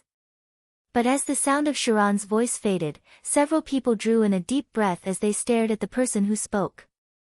Only to see Ghost Saber Mu Yan had a frivolous smile on his face, with hints of playfulness in his eyes. His lips curled up in an arc, giving off a sense of frivolity. Ghost Saber Mu Yan wasn't a disciple from a supreme power of the Cloud Prefecture, but his existence was something that nobody could ignore. Mu Yan's master was a true grandmaster of the saber, a ghostly genius with terrifying strength. He was a character that even the experts of the Cloud Prefecture revered. His master had a unique characteristic, his saber wouldn't be unsheathed, but once it was unsheathed, blood would definitely be spilled. If it wasn't the blood of others, it would be his own blood. Therefore, Mu Yan's master was known as the Sabersman of Death. The Sabersman of Death only had one disciple in his life, and that was Ghost Saber Mu Yan. Mu Yan had completely inherited his master's characteristics. Either he didn't draw his saber, or if he did, there would be blood. Therefore, in the younger generation, Ghost Saber Mu Yan was an existence that very few people dared to provoke. Ghost Saber Mu Yen actually came as well. The eyes of the crowd gleamed with astonishment. This fellow didn't announce his name, and there weren't many people who had seen him before. Hence, nobody in the crowd knew who he was, and had only heard of his reputation. It was said that Ghost Saber Mu Yen had an extremely good relationship with Sharon. He had requested Sharon to forge several sabers for him, and all of them were kept by him. Mu Yen and Qin Wentian exchanged glances and smiled, nodding to each other. Ghost Saber Mu Yen, I've long heard of you. It's rumored that your saber is extremely fast, so fast that when the saber slashed past the neck, the head would be separated from the body, but the person would still be alive. Shu Luyao stared at Ghost Saber, his eyes flickering with coldness. This Ghost Saber Mu Yen suddenly appeared, mocking Nian, and had disturbed them. Although Ghost Saber Mu Yen was extremely famous, he, Shu Luyao, was also a disciple of the Myriad Sage Academy. How could he be weak? Not bad, do you want to take a look? Mu Yen abruptly inclined his head, glancing at Shu Luyao as a strange smile appeared on his face. This caused Shu Luyao to tighten his grip slightly. This Mu Yen was clearly provoking him. There will be a chance in the future. However, this matter now has nothing to do with you. Some blind idiots have spoken the wrong words. Let's teach him a lesson first, teaching him how to conduct himself. Shu Luyao still cleverly avoided Mu Yan's provocation, pointing the spearhead at Qin Wentian. Seems like you are no different from those people from the Seven Sword Sect, throwing the face of the Myriad Sage Academy. Mu Yen laughed, mocking Shu Luyao again. Some people have spoken the wrong words, they naturally have to be taught a lesson. It's normal for us to have conflicts while chatting, but what qualifications does he have to interrupt? Jiang Yan impolitely pointed his finger at Qin Wentian as he questioned. I agree with this. Indeed, he should be taught a lesson. After that, we can talk about the matters between you all. Zurius from the Battle Heaven's immortal manor had a look of someone who was watching a good show. Qin Wentian swept his gaze over everyone. No matter how good his temper was, he couldn't help but feel a fire burning in his heart after being looked down upon by these people. His gaze swept past them as he spoke. Myriad Sage Academy, Seven Sword Sect, Battle Heaven's immortal manor, Jiang Clan, are all of you very strong? As the sound of his voice faded, everyone turned their gazes onto Qin Wentian as mockery flashed in their eyes. These powers were all at the peak of the Cloud Prefecture, they were naturally very strong. Are you talking nonsense? Jiang Yan coldly laughed. Using strength to bully the weak? Sharon and Mu Yen, none of you dared to challenge me to a decisive battle. You guys have truly broadened my horizons. I even heard that some time ago, your Jiang clan also did the same thing to bully the weak. In the end, you were smacked in the face by someone who killed a disciple of your Jiang clan, Jiang Kuang. Hence, you asked the Cloud Tower to issue an arrest warrant. Could it be that just because your Jiang clan didn't announce this matter, everyone in the Cloud Prefecture knows nothing about it? Don't you know that everyone in the outside world is laughing at your Jiang clan? You guys are still acting like tyrants here, aren't you afraid of being laughed at by others? Qin Wentian's words directly pierced the sore spot of the Jiang clan. Jiang Yan's countenance turned ashen, instantly becoming extremely unsightly to behold. Are you courting death? Jiang Yan icily spoke. Angered from embarrassment? Qin Wentian mocked. He pointed to the people in front of him, all of you think you are extraordinary, insulting me with words as though I'm nothing but an ant in front of you. How lofty are you guys? I don't even have the qualifications to retaliate after being insulted by you. As Qin Wentian spoke, his eyes were like sharp swords as he stared at those who insulted him. You guys aren't wrong. My cultivation base isn't high, I'm only at the 3rd level of celestial phenomenon, unlike you guys who came from the major powers of the Cloud Prefecture. However, are you guys really that strong? There are also many people around you whose cultivation bases are similar to mine. Tell them to step out and fight me. I alone can deal with all of you combined. Do you believe me? Everyone stared at Qin Wentian in bewilderment. It was fine if this fellow didn't speak, but the moment he did, he caused everyone to be shocked. Expressions of interest could be seen on their faces as they stared at him. Was he crazy? There were so many disciples from the major powers, even if they were at the same cultivation level, how many of them could he deal with alone? He actually dared to speak so rudely. How short-sighted, thinking himself infallible. Jiang Yan's expression turned heavy. This man wants to slap our faces alone. What do you guys think we should do? Nian from the Seven Sword sect coldly spoke. How interesting, to be able to hear such a joke at the Jiangling King's banquet. Xu Luyao from the Myriad Sage Academy stared at Qin Wentian as he mocked. Zurius from the Battle Heaven's immortal manor had a look of disdain on his face. He glanced at the experts from the War Immortal Palace behind him as he laughed. There shouldn't be any pressure to kill him, right? No problem. Behind him, several people nodded their heads in agreement. After which, Zurius glanced at Pei Tianyuan as he laughed. My king, since this man is so confident, why don't we watch a battle during the banquet? We can add some liveliness to the banquet. Chapter 774. Pei Tianyuan turned his gaze onto Zurius as he smiled and nodded. Since everyone is in such a mood, I naturally won't have any objections. The scenery of the drifts now in is so beautiful. If there's martial arts to liven things up, it would surely add some vitality to the atmosphere.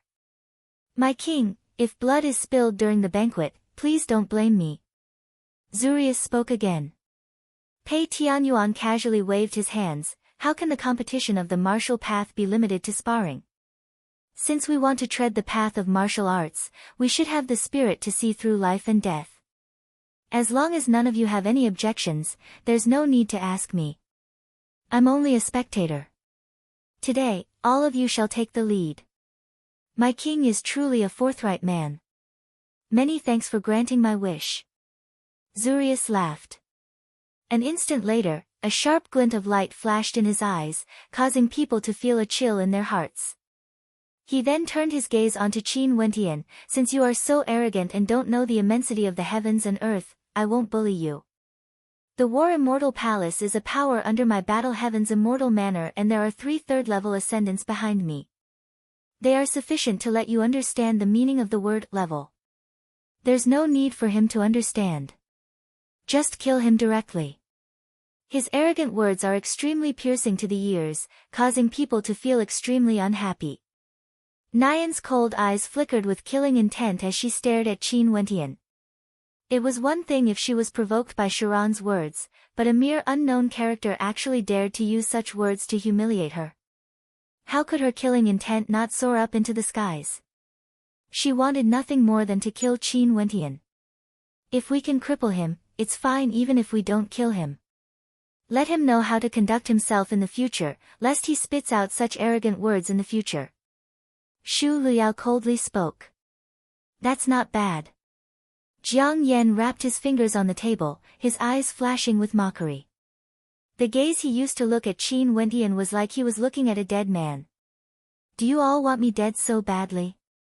Qin Wentian's eyes were sharp. Sharon, who was at the side, had a calm expression on his face. He believed that for those who could sound the 9 immortality bells, there wouldn't be any problems in a battle between cultivators at the same level.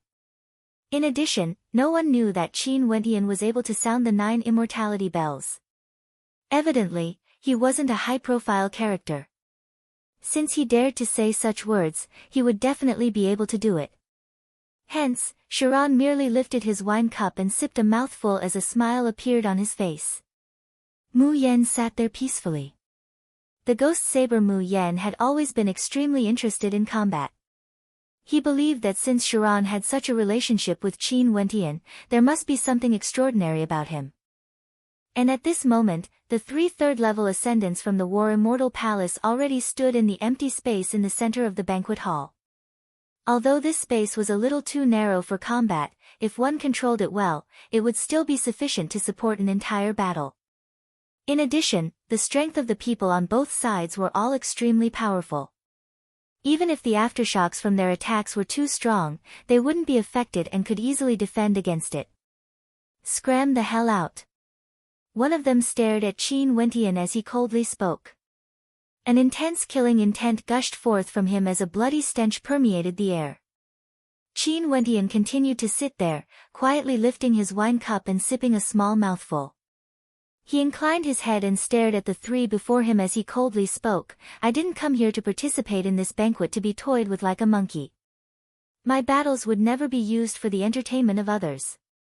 That would be an insult to my martial path." Puchi. A mocking laughter rang out.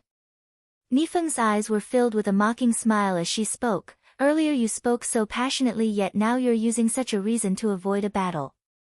Inviting someone like you to attend this banquet together with me is simply a humiliation to me." As the sound of her voice faded, many in the crowd laughed out loud.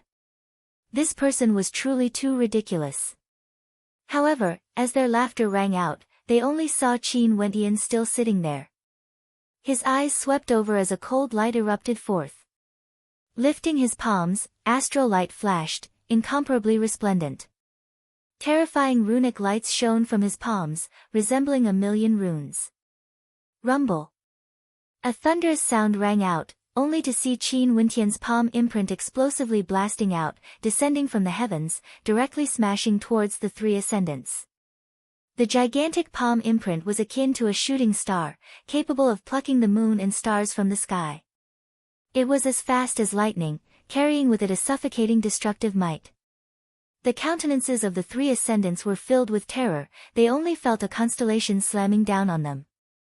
Gathering all their strength, they raised their palms to defend, yet rumbling sounds rang out. In just an instant, the bodies of the three ascendants were directly crushed into dust. Astral light shone resplendently, permeating the air. However, the bodies of the three ascendants were directly destroyed, transforming into dust. The laughter earlier abruptly ceased. Only now did Qin Wentian slowly put down the wine cup in his left hand, emitting a light sound that was exceptionally clear in this silent space. The smile on Nifeng's face stiffened, he didn't dare to fight. Even before the sound of her mocking laughter faded, Qin Wentian already used such a method to reply to her. What else could be more resounding than such a slap to the face? Not only for Nifeng, even those who mocked Qin Wentian felt as though they were ruthlessly slapped on the face. They felt extremely sullen, and had no way to swallow this anger. Is this the capital that your battle heaven's immortal manor is so proud of? What a joke! Qin Wentian calmly spoke after putting down his wine cup. His voice wasn't loud, but it was like another slap to the face of Zurius, who had been laughing and watching the show earlier. Earlier when Zurius and the Jiangling king spoke, it was as though Qin Wentian was already in their bag and could be killed easily. Qin Wentian could only be a clown in this banquet, toyed with by them. But in the blink of an eye, Qin Wentian used the most domineering method to tell them that he didn't even need to stand up to kill these people from the major powers. He couldn't be bothered to become a clown, using martial arts to liven things up. His martial path wasn't used to put on a show, it was used to slap faces. Zurius choked on his breath, he didn't say anything. He didn't know how he should reply to Qin Wentian's arrogant words. The truth was right before his eyes, how could he refute it? The people from the War Immortal Palace under his battle heaven's immortal manor couldn't even withstand a single strike, directly killed until not even dregs remained. A bunch of arrogant people who think they're infallible. How many of them can truly explore the glorious path to immortality? You guys are all short-sighted. Qin Wentian continued. After which, he turned his gaze onto the Jiangling king, Pei Tianyuan as he spoke, "Jiangling king, Junior isn't welcome here. I won't stay any longer and invite a snub. Farewell." After speaking, Qin Wentian stood up and retreated. This Jiangling king Pei Tianyuan favored the disciples from the major powers of the Cloud Prefecture and was extremely polite to them. But for him, Qin Wentian, he was an exception. Such an atmosphere wasn't suitable for him. Although the scenery here was beautiful, and there was also the story of the Drift's now master and immortal Jade, the people here have long changed. You want to leave just like that after killing my men? At this moment, a cold voice rang out, causing Qin Wentian to start. He turned his head back and stared at Zurius as he frowned. His eyes flashed with mockery, It's fine if people from the Battle Heaven's immortal manor are useless, but to think that they can actually be so shameless to such an extent. My horizons have truly been broadened. My horizons have also been broadened. Ghost Saber Mu Yen laughed. Zurius, earlier you ordered your subordinates to kill Qin Wentian. Everyone here saw it clearly. Now that your subordinates were killed because their strength was inferior, aren't you insulting the Battle Heaven's immortal manor a little too much by saying such words? Chiron mocked, filled with disdain for Zurius's character. I don't care about that. I only know that if you dare to kill someone from my Battle Heaven's immortal manor, you shall leave your life behind. Zurius's voice was extremely domineering as a terrifying battle intent gushed forth from him. The experts from the War Immortal Palace behind him all released their auras, wanting to kill Qin Wentian here and now. If they allowed Qin Wentian to leave here alive today, that would truly be a humiliation to the Battle Heaven's Immortal Palace. Since he killed their people, he shall leave his life behind. Others would only remember the strength of their Battle Heaven's Immortal Palace and not the fact that they didn't follow the rules. In this world of cultivation, there were no rules to speak of. Whoever was stronger would be able to dictate the rules. You spoke rudely and insulted me. Do you think you can just leave like that? At this moment, Nyan also spoke. The experts from the Seven Sword sect all stood up as sword intent gushed forth from them, permeating the air. A moment later, everyone felt a stifling pressure boring down on them. You guys are truly shameless. Pei Yu swept her gaze over to these people as she mocked. Pei Yu, there's no place for you to speak. Get over here. Pei Xiao, who was sitting beside Jiang Yan, berated.